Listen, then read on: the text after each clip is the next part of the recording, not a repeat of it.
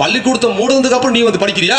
அதுக்கு மேல எப்படி படிக்கிறேன்னா ஆங்கிலம் ஒரு சுமையாக நமக்கு ஒரு இப்பவே சூழல் இருக்கும்போது அன்றைக்கு எப்படி இருக்கும், அதையும் தடுமாறு வந்து இங்கிலீஷ் ஏபிசிடி எல்லாம் படிச்சு எப்படி 1வது 2வது வந்து 5வது வரைக்கும் போலான்னு வரும்போது, மகனே நீ இங்கிலீஷை தாண்டி படிக்கிறியா, இதுக்கு மேல வீட்டுக்கு அனுப்புறது வேற வழி பாக்குறேன்னு சொல்லி இந்த வாங்கிக்கடா ஏ கௌமே ஏ கிசான் ரகத்தாத்தான்னு கொண்டாந்து இந்திய விட்டாரு. இங்கிலீஷும் படிச்சுட்டு பாஸ் ஆகி மூச்சு விட்டவனுக்கு திடீர்னு இந்தி வந்தோடனே ஒண்ணும் முடியாது. சொந்த வாழ்க்கை தான் பேருக்கு பின்னால் ஜாதி பேர் இருக்கக்கூடாது முதல்ல முடிவு பண்றாரு. கட்சி உறுப்பினராக இருக்கணும்னா மகனை எவனா இருந்தாலும் நீ காலில் போடுறது செருப்பு மாதிரி வாசல்ல கழட்டி கடாசிட்டு உன் ஜாதியை தூக்கி அந்த பக்கம் போட்டாதான் கட்சியில சேர முடியும்னு சொன்னாரு. நல்லா தெரிஞ்சுங்க, கம்யூனிஸ்ட் கட்சி உட்பட எல்லாரும் ஜாதி பேரோட இருந்த போது 1925 சுயமரியாதை இயக்கத்தில் இருந்த குத்தூசி குருசாமி உள்ள வராரு. அவர் என்ன ஜாதி கட் பண்ணி வெளியிட்டு உள்ள சேர்க்கிறார். பட்டுக்கோட்டை அழகிரி ஜாதி கட் பண்ணிட்டு உள்ள சேர்க்கிறார். ஜீவானந்தம் கட் பண்ணிட்டு உள்ள சேர்க்கிறார். இந்தியாவின் முதல் புரட்சிகர ஜாதி ஒழிப்பை முதலில் கட்சிக்குள் கொண்டு வந்த மகத்தான இந்தியாவின் ஒரே தலைவர் தந்தை பெரியார் ஒருவர் தான். இந்த அவை பார்வையாளராக உட்கார்ந்துருக்கிறவங்களுக்கு நான் என்னோட முதல் வணக்கத்தை நன்றி சொல்லணும். ஒரு பல்கலைக்கழகத்தில் ஒரு கல்லூரியில் பேராசிரியர்கள் ஆய்வு மாணவர்கள் எவ்வளவு பொறுப்பாக கேட்பதற்கு அமைதியாக ஒருத்தரோடு ஒருத்தர் பேசிக்கொள்ளாமல் உட்கார்ந்துருப்பார்களோ அதுபோல் அவ்வளோ கண்ணியமாக பொதுக்கூட்டத்தில் உட்கார்ந்துருக்கிற உங்களுக்கு என்னுடைய முதல் நன்றியை நான் தெரிவிச்சுக்கிறேன். ரொம்ப முக்கியமானது. ஏன்னா இப்படி நான் ஒரு பொதுக்கூட்டத்தை வந்து ஒரு பெரிய செமினார், ஒரு யூனிவர்சிட்டியில் செமினாரில் உட்காந்துருக்கிற பார்வையாளர் மாதிரி நானும் ரொம்ப நேரம் பார்த்தேன். யாரும் ஒருத்தரோட ஒருத்தர் பேசிக்கல. ரொம்ப அழகாக கூட்டத்தை கேட்குறதுக்கு நீங்கள் தயாராகி உட்காந்துருக்கிறதுங்கிறது எனக்கு ரொம்ப மகிழ்ச்சியாக இருந்தது. நம்ம மாவட்ட செயலாளர் கட்சியை எவ்வளோ பொறுப்பாக எவ்வளோ சிறப்பாக நடத்துகிறார் என்பதற்கு நீங்களே ஒரு சாட்சி. இது ரொம்ப கண்ணியமாகவும் ரொம்ப சிறப்பாகவும் இந்த கூட்டத்தை நீங்கள் கேட்டுக்கிட்டு இருக்கிறீங்கிறது எனக்கு ரொம்ப பெருமையாகவும் மகிழ்ச்சியாகவும் இருக்குது. கும்பிடுற ஜாமி என்கிற அடிமைத்தமிழையும் நமஸ்காரம் என்கிற ஆதிக்க சமஸ்கிருதத்தையும் ஒழிச்சு வணக்கம் என்கிற சுயமரியாதை மிக்க சொல்லை அறிமுகப்படுத்தியது பிரபலப்படுத்தியது பெரியார் இயக்கம், அண்ணா கலைஞர் தலைமையிலான திராவிட முன்னேற்ற கழகம். அந்த வணக்கம் என்கிற கழகச் சொல்லோடு என் உரையை தொடர்கிறேன். வணக்கம். இந்தியாவில் எந்த மாணவர் அணிக்கும் இல்லாத ஒரு மகத்தான சிறப்பு திராவிட முன்னேற்ற கழக மாணவர் அணிக்கு உண்டு. இந்தியாவில் பண்பாட்டு ரீதியாக இந்தி இன்னொரு மாநில மொழியின் மீது திணிக்கப்படும் போது எல்லா மாணவர்களும் அமைதி காத்தார்கள். பிராந்திய மொழியில் பேசுகிற எல்லா கம்யூனிஸ்ட் கட்சி சிறப்பாக இருக்கிற கேரளாவில் கூட அந்த ஊரில் இருக்கிற மாணவர்கள் கொந்தளிக்கல. மாறாக இந்தியாவில் தமிழ்நாட்டில் திராவிட முன்னேற்ற கழகத்தை சேர்ந்த மாணவர் அணி தான் இந்தியாவுக்கே வழிகாட்டியாக 1965 இந்திய எதிர்ப்பு போராட்டத்தை ஓங்கி ஒழித்த ஒரு மாபெரும் அமைப்பு மாணவர் அணி. அந்த மாணவர் அணி சார்பாக மொழிப்போர் தியாகிகள் நிலையத்தில் பேசுறது எனக்கு இன்னும் கூடுதல் பெருமையும் மகிழ்ச்சியும். இந்தி போராட்ட வரலாறு, இந்த போராட்டத்தில் கலந்து கொண்ட தியாகிகள் பற்றியான விஷயங்களை நம்ம ஒவ்வொரு ஆண்டும் பேசுகிறோம், தெரிஞ்சிருக்கோம். ஏறக்குறைய 1938 நடந்த முதல் இந்திய எதிர்ப்பு போராட்டம், பின்னால் திமுக நடத்திய 65 நடந்த மாபெரும் இந்திய எதிர்ப்பு போராட்டம், 2 போராட்டம் நடத்திய போது கால சூழல் எப்படி மோசமாக தமிழ் விரோதமாக இருந்ததோ அதைவிட மோசமான ஒரு சூழலில் இன்றைக்கி பாஜக ஆட்சியில் நாம் இருக்கிறோம். தமிழ் விரோத ஆட்சி, தமிழர் விரோத ஆட்சி, சிறுபான்மை மக்களுக்கு எதிரானது, பிற்படுத்தப்பட்ட தாழ்த்தப்பட்ட பெண்களுக்கு எல்லாருக்கும் எதிரான ஒரு ஆட்சியின் சூழலில் நம்ம இருக்கிறோம். இந்த சூழலில் இந்தி குறித்து அதை நம்ம முதல்ல நான் சொல்லிடுறேன். இந்தி வரலாறு, நம்ம இந்திய எதிர்ப்பு போராட்ட வரலாறு நான் பின்னால் போகிறேன். ஏன்னா இப்போ என்ன சொல்லுவாங்கன்னா திடீர்னு என்னங்க இவங்க எப்போ பாரு இந்தி எடுத்துக்கிட்டே இருப்பாங்க, இந்தி வேணாங்கிறாங்க. இந்த டீ கடையில் பேசுவாங்க, அந்த பக்கத்தில் முக்கில் நின்று பேசுவாங்க, அந்த பஸ் ஸ்டாண்டில் நின்று பேசுவாங்க, இந்தி வேணாங்கிறான். இந்தி தெரியாமல் எவ்வளோ கஷ்டம் தெரியுமா அப்படின்னு நம்மளால் ஒருத்தன்ட்ட சொல்லுவான். இந்தி தெரியாமங்க நார்த் இந்தியாவுக்கு போயிட்டோம்னா இந்தி தெரியாமல் எவ்வளோ கஷ்டப்படுறோம் தெரியுமா ஒரு அர்த்தம் சொல்லுவான். இன்னொருத்தர் ஆமாங்க இந்த திமுக திராவிட இயக்கம்லாம் வந்து இந்தி வேணான்னு சொல்லி நார்த் இந்தியாவுக்கு போனோம்னா ரொம்ப கஷ்டமாக இருக்குதுங்கப்பா. என்ன நார்த் இந்தியாவுக்கு நம்மளால் போய் இந்தி தெரியாமல் போய் என்ன கஷ்டப்பட்டுருப்பான் அப்படின்னு பார்த்தீங்கன்னா டூருக்கு போயிருப்பான், சுற்றுலாவுக்கு போகிறதுக்கு ரயில் ஏறி கும்பலாக போய் சுற்றுலா போகிறதுக்கு தாஜ்மஹாலை பார்க்கறதுக்கு ஆக்ராவில் போய் இறங்குறான்னு வச்சுங்க ரயில்வே ஸ்டேஷனில். இவன் இந்தி தெரியாமல் எப்படி தெரியுமா கஷ்டப்பட்டுருவார். தாஜ்மஹாலை பார்க்கறதுக்கு போய் இறங்குற உடனே என்ன பண்ணுமா, தாஜ்மஹால் இருக்கிறத பார்க்க மாட்டான். சுற்றுலா போகிறவங்க எல்லாரும் இறங்குற உடனே ஒயின் ஷாப் எங்கன்னு கேட்பான். ஃபஸ்ட்டு சுற்றுலா போகிறவங்க எல்லாம் செய்கிற வேலை என்னென்னா ஃபஸ்ட்டு ஒயின் ஷாப் எங்கன்னு தேடுவான். அங்கே போய் அங்கே இந்திக்காரன்ட்ட போய் ஒயின் ஷாப் எங்கன்னு கேட்டால் அவனுக்கு இங்கிலீஷ் தெரியாது, அவனுக்கு இங்கிலீஷே தெரியுது. ஒயின் ஷாப்னா கேம்மா சுற்றி அலைஞ்சி இந்தியில் சொன்னாதான் ஒயின் ஷாப்புங்கிறது அவனுக்கு தெரியும், இங்கிலீஷ் தெரியவே தெரியாது. நம்மால் சுற்றுலா போனவன் என்ன பண்ணுறது, எங்கேயோ தேடி தேடி தேடி ஒயின் ஷாப்புன்னா ஒருத்தருக்கும் தெரியாதுன்னு சொல்லும் போது தான் சொல்கிறான், இந்த திமுக காரனால டெல்லிக்கு வந்தோம்னா ஒரு குவார்ட்ரு வாங்க முடியுதா, இந்தி ஒழிக்குன்னு சொல்லி நம்மளுக்கு ஹிந்தி தெரியாமல் இப்படி நாசனம் பண்ணிட்டானே அப்படின்னு சொல்கிறது. ஏன்னா சுற்றுலா போனால் எதையும் சுற்றி கூட பார்க்கறது இல்லை. தாஜ்மஹாலே பார்க்க போனாலும் கூட போய் ரூம் ஒரு ஊராக போய் ரூம் போடுறது, குடிக்கிறது, வண்டி ஏறி வந்துடுது. அங்கே போனோன்னா மொழி தெரியலன்னு சொன்னோடனே உடனே ஹிந்தி தெரியல ஹிந்தி தெரியாமல் வீணாக போயிட்டோம் அப்படிங்கிறது. இது உண்மையா? ஒரு ஊருக்கு போய் அங்கே வாழும்போது அந்த மொழி தெரிஞ்சிருக்குங்கிறது உண்மைதான். அது அங்கேயே போய் வாழும்போது கற்றுப்பான். தமிழ்நாட்டில் எடுத்துக்கங்க, தமிழ்நாட்டில் மார்வாடிகள் இருக்கிறாங்க. இங்கே பட்டுக்கோட்டையில் இருக்கிறாங்களா மார்வாடி? இருக்கிறாங்க இல்லையா? தஞ்சாவூரில் இருக்கிறாங்க, பட்டுக்கோட்டையில், எல்லா ஊர்லையும் இருக்கிறாங்க மார்வாடிகள். மார்வாடிகள் தமிழ்நாட்டுக்கு வரும்போது, தமிழ்நாட்டில் வந்து தொழில் பண்ணும்போது, தமிழ் மட்டும் தெரிஞ்ச தமிழர்கள்கிட்ட நான் போய் தொழில் பண்ண போகிறேன், அதனால் தமிழ் தெரியாமல் போனாங்க, கஷ்டமாக இருக்குன்னு ஒவ்வொருத்தரும் ராஜஸ்தானில் தமிழ் படிச்சுட்டு வேண்டியா இருந்தாங்களா? இங்கே தமிழாக படிச்சுட்டு வந்தாங்க. 50 வருஷமா 60 வருஷமா தமிழ்நாட்டில் இருக்கிறாங்க. குக்கிராமத்தில் தமிழ் மட்டும் தெரிந்த தமிழர்களிடம் தமிழே தெரியாத மார்வாடி இங்கே வந்து வட்டி கடை வச்சிருக்கிறாங்க. வட்டி கடை வச்சிருக்கிறது இன்னைக்கு வரைக்கும் நும்முளிக்கின்னு பேசிக்கிட்டு இருக்கிற மார்வாடி தமிழர்கிட்ட தமிழ் மட்டும் தெரிந்த தமிழர்கிட்ட வணிகம் செய்து தமிழர்களை விடவும் வசதியான நிலையில் போயிருக்கிறான். அவனுக்கு இங்கே வந்து தொழில் பண்ணுவதற்கு தமிழ் ஒரு தடையாகவே இல்லை. ஆனால் தமிழ்நாட்டை சேர்ந்த தமிழன் மட்டும் இழிச்சவாய இங்கேருந்து ஒரு ஒயின் ஷாப்பில் குவார்ட்ரு வாங்குறதுக்கு ஹிந்தி கற்றுக்கிட்டு போகலன்னு புலம்புறான்னா இது உண்மையா? ஒரு மாநிலத்துக்கு மும்பையில் நிறைய பேர் வேலை பார்க்குறாங்க தமிழர்கள், தராவியில் வேலை பார்க்குறாங்க. யாரும் ட்ரைனிங் எடுத்துட்டு மகாராஷ்டிரா ஹிந்தி படிச்சுட்டோ அல்லது மராட்டி மொழி படிச்சுட்டோ அங்கே போல, பஞ்சம் படிப்பதற்கு போனவொன்னு அங்கே போய் கற்றுக்கிட்டாங்க. ஒரு தொழில் சார்ந்து போகும்போது அந்த ஊரில் போகும்போது வாழ்நிலை 3 மாதத்தில் கற்றுக் கொடுத்துருங்க, அவ்வளவுதாங்க. யாரும் எதையும் சொல்லிக் கொடுக்கறது இல்லை. அப்போ ஹிந்தி படித்தா வேலை கிடைக்குங்கிறது உண்மையா? அப்போ ஹிந்தி படித்தா இப்போ சொல்கிறான், என்ன சொல்கிறான், திருப்பியும் டீ கடையில் நின்றுக்கிட்டு நம்மளாலே சொல்கிறான், ஏங்க நீ சொல்லிக்கிட்டே இருக்கா ஹிந்தி படித்தா வேலை கிடைக்குங்க, ஹிந்தி படிக்காமல் வேலை கிடைக்காதுன்னு சொல்கிறான். எப்போ சொல்கிறான் ஹிந்தி படித்தா வேலை கிடைக்குன்னு?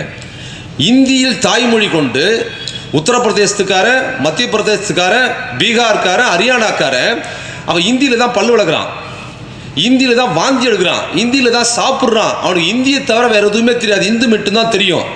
இந்தி மட்டும் தெரிந்த உத்தரப்பிரதேசத்துக்காரன் ஒருவேளை சோறு கூட அங்கே கிடைக்காமல் பஞ்சம் பிழைப்பதற்கு ரயில் ஏறி எங்கே வரான் தெரியுங்களா? தமிழ் மட்டும் தெரிந்த இந்தி எதிர்ப்பு தமிழ்நாட்டுக்கு வந்து பிழைக்க வருகிறான். தமிழ்நாட்டுக்கு இந்திக்காரன் இந்தி மட்டும் தெரிஞ்சு இங்கே வந்து பிழைக்கும் போது சொல்கிறான் இந்தி தெரிஞ்சால் வேலை கிடைக்கும்னு சொல்கிறான்னா எவனை பார்த்து? இந்தி தெரிஞ்சால் வேலை கிடைக்குன்னு சொன்னால் உத்தரப்பிரதேசத்தில் இருக்கிற இந்திக்காரன், பீகாரில் இருக்கிறவன், மற்ற ஊரில் இருக்கிற இந்தி தாய்மொழியாக கொண்டவன் அவன் ஊர்லேயே பிழைக்கிறதுக்கு வழி இல்லாமல் அங்கேருந்து வண்டியார் என்ன பண்ணுறான், இங்கே தமிழ்நாட்டுக்குள்ளே வந்து பட்டுக்கோட்டையே பார்க்குறாங்க. பட்டுக்கோட்டை, தஞ்சாவூர், சிங்கப்பூர் மாதிரி பார்க்குறான் இந்திக்காரன். ஆஹா எப்படி இருக்கு, பிரமாதமாக இருக்குன்னு பார்க்குறான்னா, அப்போ இந்தியை தாய்மொழியாய் தெரிந்தவன் அவன் ஊர்லேயே பிழைக்க முடியல, தமிழ்நாட்டில் இந்தி எதிர்ப்பு தமிழ்நாட்டில் வந்து பிழைக்கிறான்னு சொல்லும்போது இப்போவும் இந்தி தெரிந்தால் இங்கே பிழைக்கலான்னு சொல்கிறான்னா இது எவ்வளோ பெரிய மோசடி. பாஜக தொடர்ந்து அதை செய்கிறான். 1938 முதல் இந்தி எதிர்ப்பு. ஏன்னா இது நம்ம சொல்லணும், ஏன்னா இந்தி தெரிஞ்ச ஒருவேளை நம்ம ஆளுகளே ஆமாம் இல்லை இந்தி தெரிஞ்ச வேலை கிடச்சிருக்குமான்னா குவியறாங்க. 38 கூட கிடையாது. இன்னைக்கு தினமும் ரயிலில் வந்து நார்த் இந்தியா குவிஞ்சுக்கிட்டே இருக்கிறான். இந்தி தாய்மொழியா தெரிந்தவன் அவன் என்ன பண்றான், பிழைக்கிறதுக்கு இந்திய உத்தரப்பிரதேசத்தில் வழி இல்லாதவன் இந்திய எதிர்ப்பு தமிழ்நாட்டில் வந்து பிழைக்கிறான், இங்கே வந்து வாழ்க்கை நடத்துறான். அவனுக்கு இந்திய எதிர்ப்பு நாம அவனுக்கு வாழ்க்கை கொடுக்குறோம், அவன் வளமா இருக்கிறான். 50 வருஷத்துக்கு முன்னால வந்த 60 வருஷத்துக்கு 100 வருஷத்துக்கு முன்னால் வந்த மார்வாடிகள் தமிழே தெரியாம இங்கே வந்து சிறப்பாக பிழைக்கிறான். ஆனால் தமிழ்நாட்டை இந்தி தமிழ்நாட்டுக்காரன் நார்த் இந்தியாவுக்கு போனோம்னா இந்தி கற்றுக்கிட்டாரா போக முடியும் என்பது ஒரு மோசடியானது. அதுக்கு நல்லா தெரிஞ்சுங்க. அப்ப இந்தி எதுக்கு படிக்க சொல்றா தெரிஞ்சு, இந்தி ஏன் படிக்க சொல்றான்? இந்தி வேலை கிடைக்கும் என்பதற்காக படிக்க சொல்லல. இந்தி படித்தால் வேலை கிடைக்கும்னு சொன்னா உத்தரப்பிரதேசக்காரன் ஏன் இங்க வரான் அப்படிங்கிறது தகர்ந்து போகுது.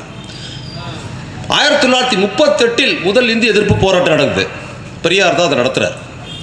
இந்த மண் இதுக்கு நேராக நின்று இந்த இந்தி எதிர்ப்பு போராட்டத்தை பார்த்துக்கிட்டு இருக்கிறார். கம்பீரம் அந்த பக்கம் கையை வச்சுக்கிட்டு பட்டுக்கோட்டை அழகிரி அவரோட மண்ணில் பேசுறது இன்னும் மகத்தான சிறப்பு எனக்கு.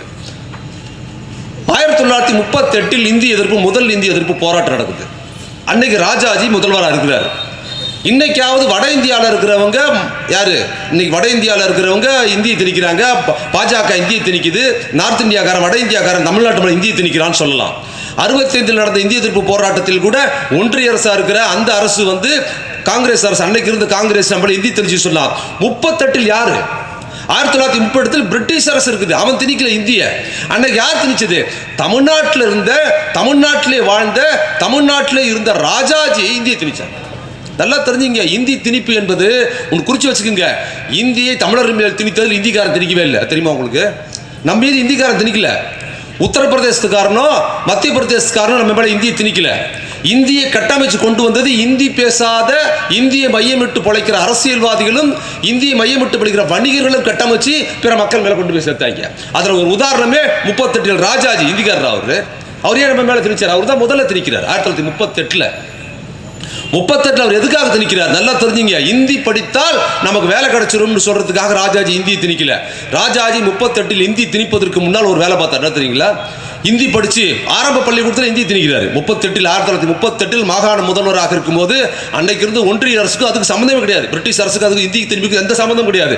அதை திணித்தது தமிழ்நாட்டை சேர்ந்த ராஜாஜி. மிக தெரியுமா? முதல்ல அறிவிக்கிறாரு, சென்னையில் இருக்கிற ராமகிருஷ்ணா பள்ளிக்கூடம் மிஷன்ல அந்த பள்ளிக்கூடத்தில் போய் பேச போறாரு. அந்த நீங்க பனகல் பார்க், சென்னை போயிருப்பீங்க, பனகல் பார்க் போயிருக்கீங்கல்ல, தியாகராய நகர், அந்த பனகல் பார்க்கை சுற்றி அதுக்கு ஏற்றாப்புல இருக்கு அந்த பள்ளிக்கூடம், ராமகிருஷ்ணா மிஷன். அது ஒரு குறியீடு. ராமகிருஷ்ணா மிஷனுங்கிறது ஒரு பார்ப்பன சனாதன குறியீடு. அது கல்கத்தாவில் அந்த ராமகிருஷ்ண மிஷன், விவேகானந்த அந்த குரூப். அந்த பள்ளிக்கூடத்தில் போய் பேசும்போது தான் முதல் முறையாக என்ன சொல்றாரு ராஜாஜி அறிவிக்கிறார். என்ன சொல்றாரு? இந்தியை இங்க கட்டாய பாடமாக்க போகிறோம்னு ராமகிருஷ்ணா மிஷன் பள்ளிக்கூடத்தில் அறிவிக்கிறார் 38. ஏன் ராஜாஜி அறிவிக்கிறார்? இங்கே சாதாரண கிராமப்புறத்தில் பள்ளிக்கூட குழந்தைகள இந்தி படிச்சு இன்னொரு மொழியை கற்றுக்கிட்டு மேலே போலாங்கிறதுக்காக அறிவிக்கிறாரா?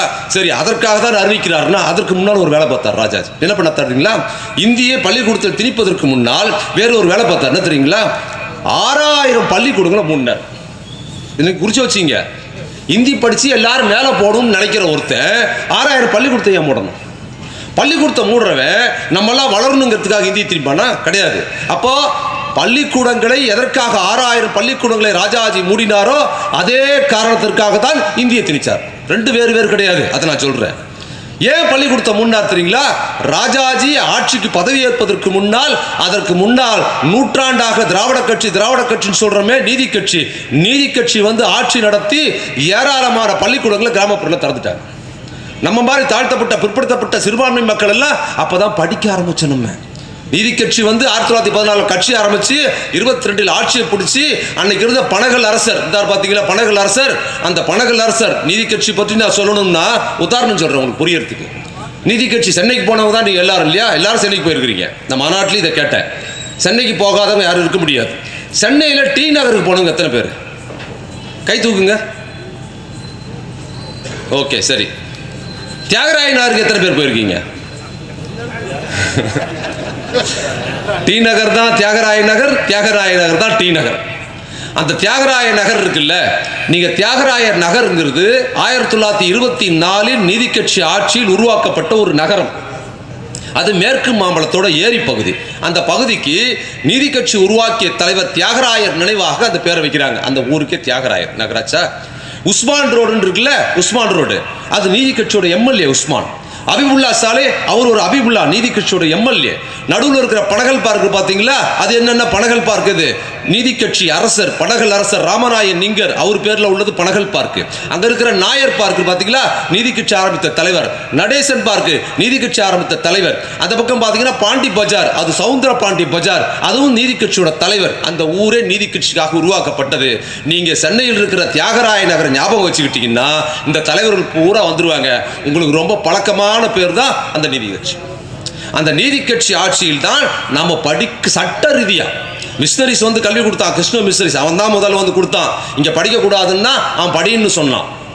அவன் கொடுத்ததுக்கு பிற்பாடு சட்ட ரீதியாக அரசு எப்போ முதல்ல கொடுக்குதுன்னா நீதி கட்சி வந்து ஆட்சிக்கு வந்து தான் இங்க எளிய மக்கள் கல்வி வேலை வாய்ப்புக்கு போற பள்ளிக்கூடமே திறக்க ஆரம்பிச்சது. அவங்க பள்ளிக்கூடம் திறந்து நம்மளெல்லாம் படிக்க வச்ச உடனே ராஜாஜி வந்து என்ன பண்ணாரு, அவரு இந்தி படிக்க வைக்கிறங்கிற பேர்ல நீதி கட்சி திறந்த பள்ளிக்கூடம் எல்லாம் மூடிட்டார். மூடனதுக்கு பிற்பாடும் மீதி பேர் இந்தி படிக்க வரான். பார்த்தீங்களா, 5ஆம் வகுப்பு ஆரம்ப பள்ளிக்கூடங்களுங்க கிராமங்கள்ல இருந்த பல ஆரம்ப பள்ளிக்கூடங்களை மூட்டாரு. அதாவது அப்பதாங்க பள்ளிக்கூடம் ஆரம்பிச்சிருக்குது. ஒரு 5 கிலோமீட்டருக்கு ஒரு பள்ளிக்கூடம் கணக்கு பண்ணி கட்டுறாங்க. 5 கிலோமீட்டருக்கு ஆரம்ப பள்ளிக்கூடம் கட்டியிருக்கிறாங்க நீதி கட்சியில். ஒரு கிராமத்தில் 5 கிலோமீட்டருக்கு ஒரு பள்ளிக்கூடங்கிறது புரட்சிகரமான விஷயம் இந்தியாவில். ஏன்னா படிக்க கூடாதுங்க. இங்கே சாதி அமைப்பு எப்படி இருக்கு தெரியுங்களா? உலகத்தில் கருப்பு வெள்ளை வேறுபாடு இருக்கு. அதை வச்சுக்கிட்டு உயர்ந்தவன் தாழ்த்தவன் சொல்றான். ஆண் பெண் வேறுபாடு இருக்கு, அதெல்லாம் கண்ணால் தெரியும். ஒருத்தரை பார்த்தா கருப்பு வெள்ளை கண்ணால் தெரியுது. ஆனா இங்க இருக்கிற சாதி ஒருத்தவங்க பிறக்கும் போது பிறக்குதுன்னு சொல்றீங்களா, நீங்க கண்ணால் பார்க்க முடியாது, காதால் கேட்க முடியாது, மூக்கால் நுகர முடியாது, தொட முடியாது. அப்படி ஒரு விஷயமே கிடையாது. ஜாதின்னு ஒரு விஷயமே கிடையாது. எந்த புலன்களாலும் நிரூபிக்க முடியாது. அது அறிவியலே கிடையாது. ஆனால் அதுதான் இந்திய சமூகத்தை தீர்மானிக்கிறது. பிறக்கும் போதே ஒருத்தன் கூட ஜாதி பிறக்குது, அவன் விரும்பினாலும் அதை மாற்றிக்கொள்ள முடியாது அப்படிங்கிற அமைப்பு இருக்கு. பாத்தீங்களா, அதுதான் ஒருத்தன் உயர்ந்தவனா பிறக்கிறான், அவர் படிநிலை வந்து ஒருத்தர் தாழ்ந்தவனா பிறக்கிறான். என்ன ரொம்ப தாழ்ந்தவன் ஆயிட்ட, எனக்கு ரொம்ப முடியல, ஐயர் தான் மேலையா இருக்கிறாரு, எனக்கு இந்த ஜாதி வேணாம், நான் ஐயரா மாறிக்கிறேன்னா வர முடியாது. அப்படி ஒரு சிக்கல் இந்திய சாபக்கேடாக இருக்கிறது. இங்கு ஜாதி மாற முடியாது என்பதனால் தான் எதை மாற்றிக்கொள்ளலாம்னா, ஜாதி மாறத்துக்கு வாய்ப்பு இருந்தா இந்த நாட்டில் எவனும் மதம் மாறி இருக்க மாட்டான். என்ன ரொம்ப கேவலப்படுத்துறிய, என்ன இழிவுபடுத்துறிய, எனக்கு இந்த ஜாதி வேணாம், நான் மாறிக்கிறேன், ஐயரா மாறிக்கிறேன், ஐயங்கரா மாறிக்கிறேன்னு ஒரு ஆப்ஷன் வச்சிருந்தானா இந்தியாவில் கிறிஸ்துவ மதம் வந்திருக்காது, இஸ்லாம் மதம் வந்திருக்காது. என்னாச்சு, இங்க ஜாதி நீ பிறந்தா அதுல தான் சாகிற வரைக்கும் உன்னோட இழிவும் சேர்ந்து பிறக்குது, அதோட நீ அனுபவிச்சுதான் ஆகணும்னு சொல்லும் போது தான், அப்போ இந்த மதத்துக்குள்ள இருக்கும்போது ஜாதி மாத்திக்க முடியல, அப்ப எதை மாத்திக்க முடியும், மதத்தை மாத்திக்க முடியும்னு சொல்லும் போது தான் என்ன பண்ணுவாரு, என்னை இழிவாக நடத்துற இந்த சமூகத்தில் எனக்கு தேவையில்லைன்னு சொல்லி அதிலிருந்து மாறக்கூடியதாக மதம் மாறி முஸ்லீமா போயிட்டார். அதே ஆளுதான் இவன் என்ன பண்றான், உடனே முஸ்லீம் விரோதிங்கிறான். அப்போ படிக்க கூடாது, நமக்கு கல்வி கிடையாது, வேலை வாய்ப்பு கிடையாது, எதுவும் கிடையாது. நீதிக்கு சின்ன பண்ணுச்சு, பள்ளிக்கூடங்களை திறந்தது. 5 கிலோமீட்டருக்கு ஒரு பள்ளிக்கூடம் திறந்தாங்க. நீங்க நினைச்சு பாருங்க, படிக்கக்கூடாத சமூகத்தில் கிராமப்புறங்கள்ல எவ்வளவு கருணை உள்ளவங்களா இருப்பாங்க. நம்ம நினைச்சு பார்க்கணும், இதெல்லாம் எவ்வளவு கருணை உள்ளா இருப்பாங்க. 5 கிலோமீட்டருக்கு ஒரு பள்ளிக்கூடத்தை திறந்தாங்க. என் தாத்தாலாம் கொஞ்சம் போல உள்ள பள்ளிக்கூடத்துக்கு போக முடிஞ்சதுன்னா அதனால தான். முதல் தலைமுறை 2000 ஆண்டுகளில் தமிழர்கள் முதல் முறையாக பள்ளிக்கூடம் போற பழக்கமே அப்போ வந்ததுன்னா நீதி கட்சி கிராமங்களில் 5 கிலோமீட்டருக்கு ஒரு பள்ளிக்கூடத்தை திறந்ததுனால தான், அப்படி அரசு இலவச கல்வி திறந்ததுனால தான் ஒவ்வொருத்தரா போனாங்க. ராஜாஜி வந்தார் பொறுக்கல. என்னடா இது 2000 ஆண்டுகளா நம்ம எவ்வளவு சிறப்பா நம்ம நாடு இருக்குது, இந்த பயலெல்லாம் படிச்சுட்டு வந்துட்டானுங்கன்னா இது அநீதி இல்லை. அதாவதுங்க, வேத கல்வி நம்ம படிக்கூடாது தடை பண்ணாங்க, அவங்க மட்டும் தான் படிக்கணும்னு வச்சிருந்தாங்க. வெள்ளக்காரன் வந்ததுக்கு பிற்பாடு வெள்ளக்கார கல்வி அவங்க போய் படிச்சுட்டு அதையும் தடை பண்ணிட்டாங்க. ஆனால் உன் கல்வி தான் படிக்கக்கூடாதுன்னு சொன்னேன், எவ்வளோ வெளிநாட்டில் இருந்தால் வெள்ளக்காரன் அந்த கல்வியை போய் படிக்கலாம்னா அதையும் படிக்கக்கூடாதுன்னு தடை பண்ணிட்டாங்கிறது எவ்வளோ மோசடி பாருங்க. அப்போ அதையும் பண்ணிட்டாங்க. அப்போ நீதி கட்சி என்ன பண்ணுது, 5 கிலோமீட்டருக்கு ஒரு பள்ளிக்கூடம் இருந்தது. ராஜாஜியால் பொறுக்க முடியல. வந்த உடனே முதல் வேலையா என்ன பண்ணிட்டாரு, பள்ளிக்கூடத்தை மூட்டார். பள்ளிக்கூடத்தை மூணவர் குழந்தைக்கு படிக்கிறதுக்கு இந்தி கொடுப்பாரா? எதுக்கு அப்போ இந்தி திணிக்கிறாரு? இந்தி எதுக்கு தெரியுமா திணிக்கிறாரு, பள்ளிக்கூடத்தை மூடிட்டேன், நீ மூட்டினதுக்கு பிற்பாடு நீ படிக்கிறியா பார்த்துடுறேன் அப்படின்னு சொல்லி என்ன பண்ணாரு. அதுக்கப்புறம் நம்மளே நான் படிக்கிற காலத்துல இங்கிலீஷ் படிக்க முடியாமல் பள்ளிக்கூடத்தில் நின்றவன். இங்கிலீஷ் படிக்கிறதுனால பயந்துக்கிட்டு பள்ளிக்கூடத்தில் பல பேர் இருந்தாங்க. இங்கிலீஷ் படிப்பு இங்கிலீஷ் சரியா வரலன்னு பயந்துக்கிட்டு இருந்தவங்களா இருக்கிறாங்க. அப்போ இங்கிலீஷோடு ஹிந்தி ஒன்று விட்டா எப்படி இருக்கும்? பள்ளிக்கூடத்தை மூடியாச்சு. மூன்றதுக்கு பிற்பாடு 5 கிலோமீட்டர் 10 கிலோமீட்டர் ஒருத்தர் போறியா, அவன் படிச்சு மேலே வரானா, இங்கிலீஷ் படிக்கிறானா, அதுக்கப்புறம் பள்ளிக்கூடத்தை மூடுறதுக்கு அப்புறம் நீ வந்து படிக்கிறியா, அதுக்கு மேலே எப்படி படிக்கிறேன்னா ஆங்கிலம் ஒரு சுமையாக நமக்கு ஒரு இப்பவே சூழல்ல இருக்கும்போது அன்றைக்கு எப்படி இருக்கும், அதையும் தட்டு தடுமாறி ஒருத்தர் இங்கிலீஷ் ஏபிசிடிலாம் படிச்சு எப்படியும் 1வது 2வது வந்து 5வது வரைக்கும் போலான்னு வரும்போது, மகனை நீ இங்கிலீஷை தாண்டி படிக்கிறியா, இதுக்கு மேலே வீட்டுக்கு அனுப்புறதுக்கு வேற வழியை பார்க்குறேன்னு சொல்லி இந்த வாங்கிக்கடா ஏ கௌமே ஏ கிசான் ரகத்தாத்தான்னு கொண்டாந்து இந்தியை விட்டாரு. இங்கிலீஷும் படிச்சுட்டு பாஸ் ஆகி மூச்சு விட்டவனுக்கு திடீர்னு இந்தி வந்தவொடனே ஒண்ணு முடியல. அப்ப என்ன சொல்றது, பள்ளிக்கூடத்தை மூடி அதுக்கு மேல தப்பி வந்தவன வீட்டுக்கு அனுப்புவதற்காக இன்னொரு சுமையாக இந்தியை திணித்தார். இந்தியை திணித்தது கூடுதல் சுமையின் காரணமாக பள்ளிக்கூடத்துக்கு வர 1-2 பையன்களும் படிக்காம போயிடுவார்கள் என்பதற்காகவும் இந்தியை ராஜாஜி திணித்தார். அன்னைக்கு இது யாருக்குமே புரியல. யாருக்கு? அன்னைக்கு இருந்த தமிழறிஞர்கள் புள்ள தமிழ் வாழ்கன்னு சொன்ன யாருக்கும் புரியல. எல்லாரும் பேசாம உட்காந்துருந்தாங்க. சில பேர் கம்பராமாயணம் சொற்பொழி பேசிக்கிட்டு இருந்தாங்க, சில பேர் பெரிய புராண கதை கலாச்சாரம் நடத்திக்கிட்டு இருந்தாங்க. தமிழறிஞர்களுக்கு அடே நம்ம தமிழை குழி தோண்டி புதைச்சிட்டு இந்திய கொண்டாந்த ராஜாஜி விடுறாரு, இனி நீ கதா கலாச்சாரத்துக்கு புக்கு படிக்கிறதுக்கு கூட வாய்ப்பு இருக்காது, ராமாயணத்தை படிப்பதற்கு கூட நீ தமிழை படிக்க முடியாத சூழலை ராஜாஜி செஞ்சிருக்கிறார். அடே தமிழறிஞர்களே, என் அருமை தமிழர்களே, தமிழ் மீது ஆதிக்கம் நடத்துவது இந்தி, அங்க என்ன படிச்சுக்கிட்டு இருக்கிறீங்க, வாங்க வீதிக்கு என்று அழைத்த ஒரே தலைவர் தந்தை பெரியார் ஒருவர் தான் வீதிக்கு வந்தார். அன்னைக்கு இல்லைன்னா கிடையாது. பார்த்தார் 38 அவர் தமிழறிஞர் கிடையாது. நல்லா தெரிஞ்சுங்க, இந்திய எதிர்ப்பு போராட்டத்தில் தமிழுக்காக உயிர் நீத்த யாரும் தமிழறிஞர்கள் கிடையாது. பள்ளி படிப்பை கூட சரியாக முடிக்காதவர்கள், தமிழறிஞர்கள் கிடையாது. தமிழை வைத்து வாழ்ந்தவர்கள் கிடையாது. தமிழ்ல கதாகாலட்சம் கம்பராமாயணம் பட்டிமன்றம் பேசுறவங்க கிடையாது, தமிழ் புலவர்கள் கிடையாது, கவிதை எழுதினவங்க கிடையாது, அதன் மூலமா செல்வாக்கு பெற்றவங்க கிடையாது, அதெல்லாம் பணம் சம்பாதிச்சவங்க கிடையாது. தன் உயிரை நீட்ட முதல் இந்திய போராட்டத்திலிருந்து 65 வரைக்கும் பள்ளி படிப்பை கூட முடிக்காம தமிழை கூட தவறாக எழுதுவர்கள் தான் தமிழுக்கு தீங்கு வரும்போது தன் உயிரை கொடுத்தானுங்கிறத தெரிஞ்சுங்க. தமிழறிஞர்கள், படித்தவர்கள், புலவர்கள், கவிஞர்கள் எல்லாரும் கதா காலட்சம் பண்ணிக்கிட்டு அப்படியே அமைதியா தமிழுக்கு தீங்கு வரும்போது ஓடி போய் பொந்தில் ஒழிச்சுக்கிட்டு இருந்தாங்க. தலைவர் பெரியார் எழுத படிக்க தெரியாத தன் தொண்டனை போலும் அவர் 5ஆவது கூட முடிக்காதவர்.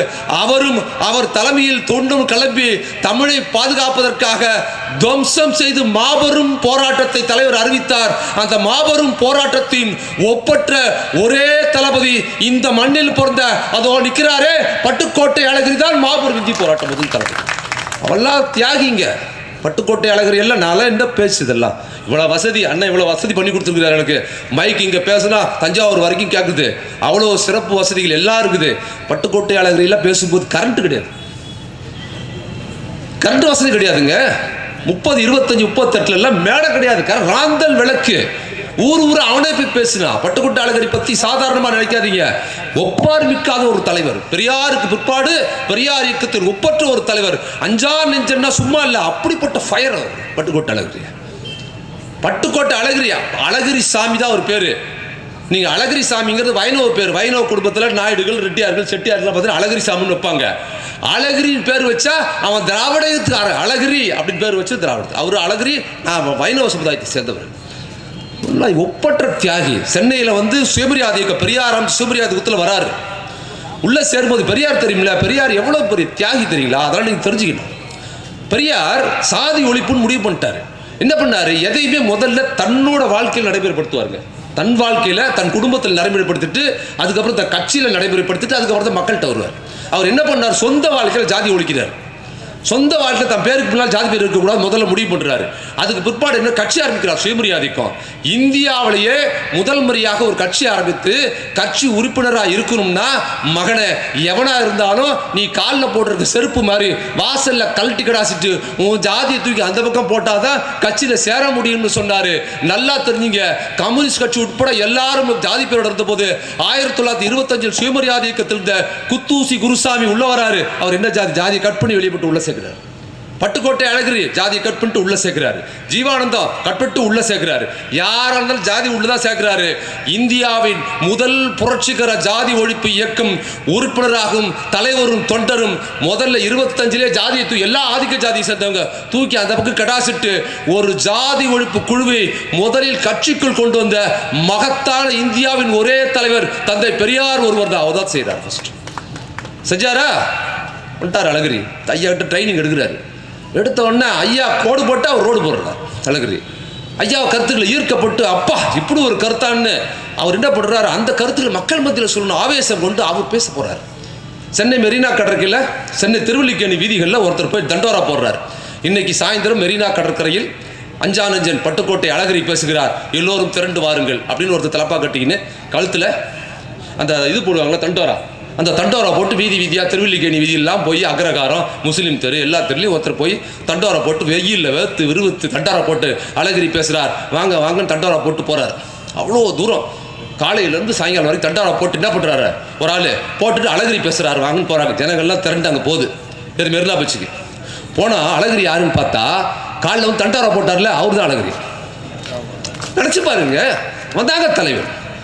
கொள்கைங்க தான் பேசுற கருத்துக்களை சொல்லணும். ஆள் வரலன்னு சும்மா உட்கார மாட்டார் அழகிரி. ஆள் வந்தா என்ன வராட்டி என்னன்னா போரட்டு விடுறதுக்காக எல்லாமே அவர் பார்ப்பாரு. அவரே பேசுவார். என்ன பண்றாரு? கூப்பிடுறாரு. கவர்ச்சி மிக்க பேச்சோட தண்டாரா போடுறாரு. கேட்கறவங்களாம் வந்தே ஆவான். அப்படி ஒரு வாசகத்தோட பேசி என்ன பண்றாரு? அந்த சென்னை வாழ் மக்களை மெரினா பீச் கூப்பிட்டாரு.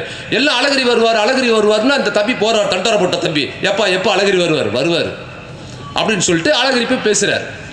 எப்படி பாருங்க, இப்படி வளர்ந்தவங்க கட்சி. அந்த கட்சியை வளர்த்து நம்ம எல்லாம் இன்னைக்கு பேசுறோம். இவ்வளவு ஜாலியா நான் வந்த ஏசி பட்டியில் டிக்கெட் போட்டு கொடுத்தாரு, வந்த ரூம் தங்க வச்சாங்க, நல்ல சாப்பாடு வாங்கி கொடுத்தாங்க, சொகுசா இன்னைக்கு கட்சி இருக்குதுன்னா இன்னைக்கு திராவிட முன்னேற்ற கழகம் பெரியாரிஸ்டுகளும் இன்னைக்கு சொகுசா மேடையில் பேசுறோம், சொகுசாக வாழ்கிறோம் என்றால் பட்டுக்கோட்டை அழகிரி போன்ற மாபெரும் தியாகிகள் சிந்திய ரத்தம்ங்கிறத நீங்க ஞாபகம் வச்சுக்கோங்க.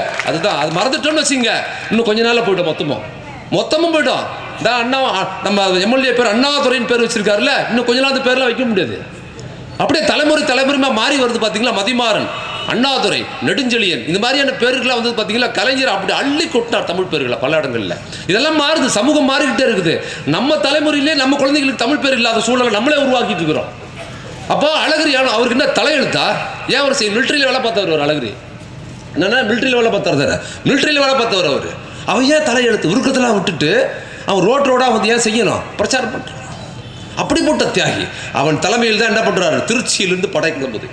முதல் இந்திய எதிர்ப்பு படை எங்கே கிளம்புது? திருச்சியிலிருந்து சென்னை நோக்கி. அஞ்சானஞ்சன் அழகிரி தலைமையில் படை. அஞ்சானஞ்சன்னா சும்மா இல்லை, நிஜமாலுமே அஞ்சானஞ்சன். அவர் மன்னார்குடியில் ஒரு கூட்டம் பேசுகிறாரு, பெரியார் இயக்கத்தில் பேசுகிறாரு. மன்னார்குடியில் ராமசாமி கோயில் இருக்குல்ல, ரமநாத சுவாமி கோயிலா, ராஜகோபால சுவாமி கோயில், அந்த வைணவ கோயில் அது. அந்த கோயில் முன்னால பெரியார் இயக்க கருத்தை பேசுறாரு. பெரியார் இயக்க கருத்து எப்படி பேசணும்னு தெரியுமில்ல. ஏற்கனவே அழகிரி பேசுறாருன்னு கொலவரியில் இருக்காங்க யாரு, சனாதனவாதிகள். அடியெல்லாம் ரெடி பண்ணிட்டு இப்போ இருட்டு, ராந்தல் விளக்கு, ஒரே ஒரு சின்ன டேபிள், அவ்வளோதான். கத்தி பேசணும், கத்தி ரத்தம் கக்கி செத்தாங்க மேடையில். அவர் அழகிரி மேடையில் ரத்தம் கக்கி செத்தார் மேடையில் பேசி. மைக்கு கிடையாது, ஒன்றும் கிடையாது. இங்கேருந்து அவ்வளோ தூரத்துக்கு கேட்கணும், சத்தமாக பேசுவார். ராந்தல் விளக்கு வச்சுட்டு பேசுகிறார். அவர் ஆவேசமாக மன்னார்குடியில் பேசிகிட்டு இருக்கும்போது சரமாரியாக கல் வருது. இப்போ யாராவது நான் பேசிக்கிட்டு இருக்கேன்ல, எவனாவது ஒரு சங்கி கல் எடுத்து அடிச்சான்னு வச்சுங்க, நான் போய் அண்ணன் பின்னால் தான் ஒழிச்சுப்பேன். அவ்வளோதான், நம்ம தெரியும், அண்ணன் பின்னால் தான் ஒழிச்சுப்பேன்னு வச்சுங்க. அவர் என்ன பண்ண, அழகுது கல் வருது, கேட்ச் பிடிக்கிறார். கேட்ச் பிடிச்சி வைக்கிறார். கீழே விழுந்து கல்லாம் பொறுக்கி என்ன பண்ணுறாரு, டேபிளில் வச்சிடுறாரு சைடில். எங்கே? மன்னார்குடியில் ராஜகோபால் சாமி முன்னால் நடக்குது கூட்டம். எல்லாத்தையும் பொறுக்கி வச்சிருந்தார். வச்சுட்டு சொல்கிறார், இந்த ஊர் வைணவ திருத்தலம், வைணவத்தில் ஒரு முக்கியமான வைணவ திருத்தலம். நானும் ஒரு வைணவ சமுதாயத்தை சேர்ந்தவன் தான். வைணவத்தில் ஒரு முக்கியமான பழக்கம் இருக்குது, கல்லெட்டு அடித்தா திருப்பி கல் அடிக்கணும்னு இருக்குது. வைணவத்தில் ஒரு பழக்கம் இருக்குது. அதனால் நானும் வைணவன், இந்த ஒரு வைணவத்தலம் தான். இப்போ நான் பேசிக்கிட்டே இருக்கிறேன், நீங்கள் கல்லடிங்க, நீங்கள் கல்லடிச்சிங்கன்னா பதிலுக்கு எந்த பக்கம் வருதுன்னு பார்த்து நான் பேசிக்கிட்டே திருப்பி கல்லடிக்கிறான். பார்க்கலாம்டா, என் கல் பலமாக உழுதா உன் கல் பலமாக உழுதான்னு அந்த ஊரில் சவால் விட்டு பேசி வந்த அவ்வளோ பெரிய மாவீரன் யார், அழகிரி. அவர் தலைமையில் தான் வருது. திருச்சியிலேருந்து கிளம்பி வருது 38. திருச்சியிலேருந்து கிளம்பி வருது. ஊரெல்லாம் ஒவ்வொரு இடத்துலையும் நிப்பாட்டி பேசி வர்றாரு. நடைப்பயணம், நீண்ட நடைப்பயணம் வருது. எனக்கு தெரிஞ்சு தமிழகத்தில் முதல் நடைப்பயணம் அவர் தான் கொண்டு வர்றார். அவ்வளோ பெரிய பிரம்மா. திருச்சியிலேருந்து கிளம்பி சென்னை நோக்கி வருது. வந்துக்கிட்டு இருக்கும்போது நம்ம டோல் இருக்குல்ல, உளுந்தூர்பேட்டை டோல். இப்போ உளுந்தூர்பேட்டை இருக்குல்ல, அதுக்கு முன்னால் இந்த டோல்லாம் இப்போ தானே, அப்போ ரோடு சாதாரண ரோடு தான். அதுக்கு முன்னால் அன்னைக்கு இந்தி ஆதரவாளர்களும் அன்னைக்கு இருந்தவங்களாம் எல்லாம் கும்பலாக ஊரையே திரட்டி ஒரு தோரணம் கட்டி வச்சுருக்காங்க, வரவேற்பு தோரணம். அழகிரிக்கும் நம்ம தோழர்களுக்கும் நூற்றுக்கணக்கான ஆட்கள் வராங்க நம்ம ஆளுங்க. தோரணம் கட்டியிருக்காங்க. எதிர்ப்பாளர்கள் தோரணம் என்ன தோரணம் தெரியுமா? செருப்பு தோரணம், தொடப்பு கட்ட தோரணம். மரியாதை திரும்பி போயிடு, வந்தினா செருப்படி கிடைக்கும், அதான் தோரணம்.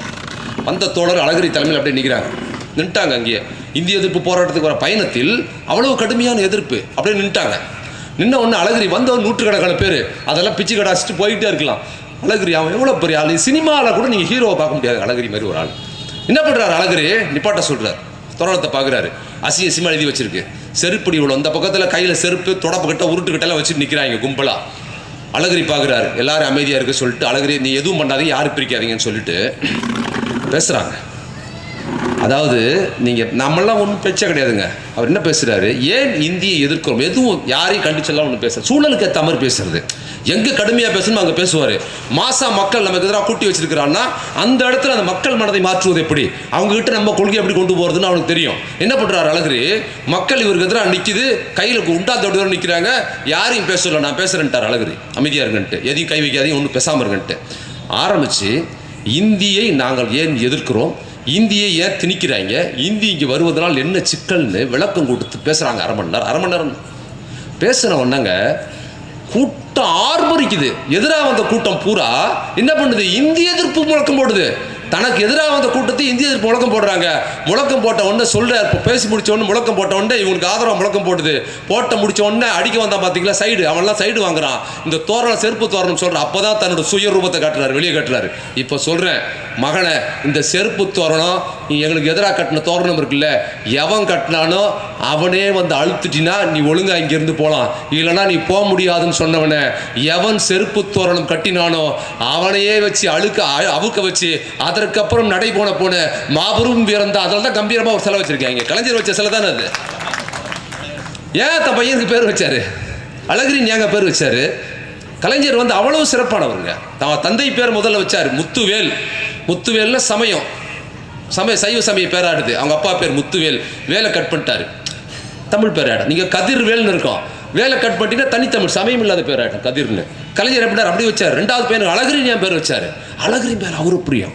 அப்படியே கலைஞ்சிட்டு வருவோம். ரெண்டாவது இந்திய போராட்டம், முதல் இந்திய போராட்டம். அழகிரி போறாரா, பெரியார் அங்கே நடத்திட்டாரா. இப்போ திருவாரூர் நம்மால் என்ன பண்ணுறாரு, 10ஆம் வகுப்பு படிக்கிறார். 10ஆம் வகுப்பு ஃபெயில் நம்மால். ஒரு படத்தில், இந்த பழைய படம் அண்ணனுக்கு ஞாபகம் நினைக்கிறேன், சம்சாரம் அது மின்சாரம் ஒரு படம். அதில் ஹாஜா ஷெரீஃபின்னு ஒருத்தன் 10ஆவது பரீட்சை எழுதுவான். அவங்க அப்பா கேட்பாரு, 10ஆவது பரீட்சை எழுதினான், பரீட்சை எழுதி கொண்டிருக்கிறான், பரீட்சை எழுதுவான் அப்படின்னு சொல்லி எழுதிக்கிட்டே இருப்போம், ஃபெயில் ஆகிட்டே இருப்பான்ல. அதே தான் நம்ம கலைஞர். பரீட்சை எழுதுவார், ஃபெயில் ஆகிட்டு. ஏன்னா அரசியல், அவர் சின்ன வயசில் அரசியலில் போனதுனால அவர் 10ஆவது படிக்கிறார். 10ஆவது படிக்கும் போது தான் 38 இந்திய எதிர்ப்பு போராட்டம், சிறுவன் இந்திய போராட்டம் நடக்குது. அதில் உத்வேகம் பெறார். அவர் தான் முதல், நல்லா தெரிஞ்சிங்க, இந்த முதல் இந்திய எதிர்ப்பு போராட்டம்ங்கிறது மாபெரும் போராட்டமாக பெரியாரும் பட்டுக்கோட்டையாளர் கட்டமைச்சோடு இல்லை, நமக்கு ஒப்பாரும் மிக்காரும் இல்லாத ஒரு மாபெரும் தலைவரான டாக்டர் கலைஞரை நமக்கு தந்ததே முதல் இந்திய எதிர்ப்பு போராட்டம் தான். அது இல்லைன்னா கலைஞர் கிடையாது, பொது வாழ்க்கையை வந்திருக்க மாட்டார். அதில் தான் அரசியல் சிறுவனுக்கு வர்றார். வந்த உடனே அவர் உத்வேகம், சின்ன வயசுலேயே பாருங்க, அவரு இதெல்லாம் பார்த்து அழகிரி பேச்சு, பெரியாரோட குடியரசு, இந்திய எதிர்ப்புன்னு அவர் உத்வேகம் பெற்று சிறுவனாக இருக்கும்போது அவர் சும்மா இல்லாமல் அவரே கையில் எழுதுறாரு இந்திய எதிர்ப்பு முழக்கங்களை. இந்திய எதிர்ப்பு முழக்கங்கள் எழுதி அதை ரோனியோ போட்டு, 10ஆவது படிக்கிற பையங்க கலைஞர், ரோனியோ போட்டு என்ன பண்ணுறாரு, அதை ரோட்டில் நின்றுக்கிட்டு போகிறவங்களாம் கொடுக்குறாரு. யாருக்கு போகிறலாம் இந்திய ஒழுங்கின்னு 10ஆவது படிக்கிற பையன் எல்லாரும் கொடுக்குறாருங்க கலைஞர். எல்லாம் எவ்வளோ குசும்பு கலைஞருக்கு பாருங்க. எல்லாரும் கொடுத்தாருங்க, எல்லாத்துக்கும் கொடுத்துட்டு என்ன பண்ணாத இந்திய திணிச்சிட்டாரு ராஜாஜி பள்ளிக்கூடத்தில், எல்லாரும் கொடுத்துட்டாரு. அப்போ கலைஞர் கொடுத்துக்கிட்டு இருக்கும்போது திருவாரூர் வீதியில் கலைஞரோட இந்திவாதியார் ஒருத்தர் போகிறார். சார் இந்தாங்க இந்திவாதியாருக்கு இந்தி ஒழிக்கணும் நோட்டீஸை கொடுத்துருக்காரு. அந்த ஆள் வாங்கி பார்த்துட்டு அப்படியே கலைஞரை முறைச்சி பார்த்துட்டு போயிட்டு மறுநாள் கலைஞர் பள்ளிக்கூடத்துக்கு போகிறார். போன உடனே இந்திவாதியார் வகுப்பு வருது. இந்திவாதியார் வர்றார்.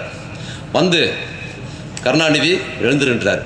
இவருக்கு தெரிஞ்சு போச்சு, நேற்று நம்ம கொடுத்த நோட்டீஸு வேலை பார்க்குது அப்படின்னு கலைஞர் தெரிஞ்சுட்டு எழுந்து நிற்கிறார். எழுந்து நின்னவுடனே என்ன பண்ணுறாரு இந்திவாதியார், ஒரு வாசகத்தை போர்டில் எழுதி போடுறார், இந்தியில் எழுதி போடுறார். படிச்சுட்டு கருணாநிதி இது என்ன படின்றார். என்ன படிக்கிறத கலைஞர் சொல்கிறாரு, படிக்கிறதா அது என்னன்னே எனக்கு தெரியாது, இது என்ன படின்னு சொல்லிட்டு வாதியார் என்ன பண்ணுறாரு, இறங்கி கலைஞர்கிட்ட வந்துடுறாரு பக்கத்தில். இப்போ படின்றார்.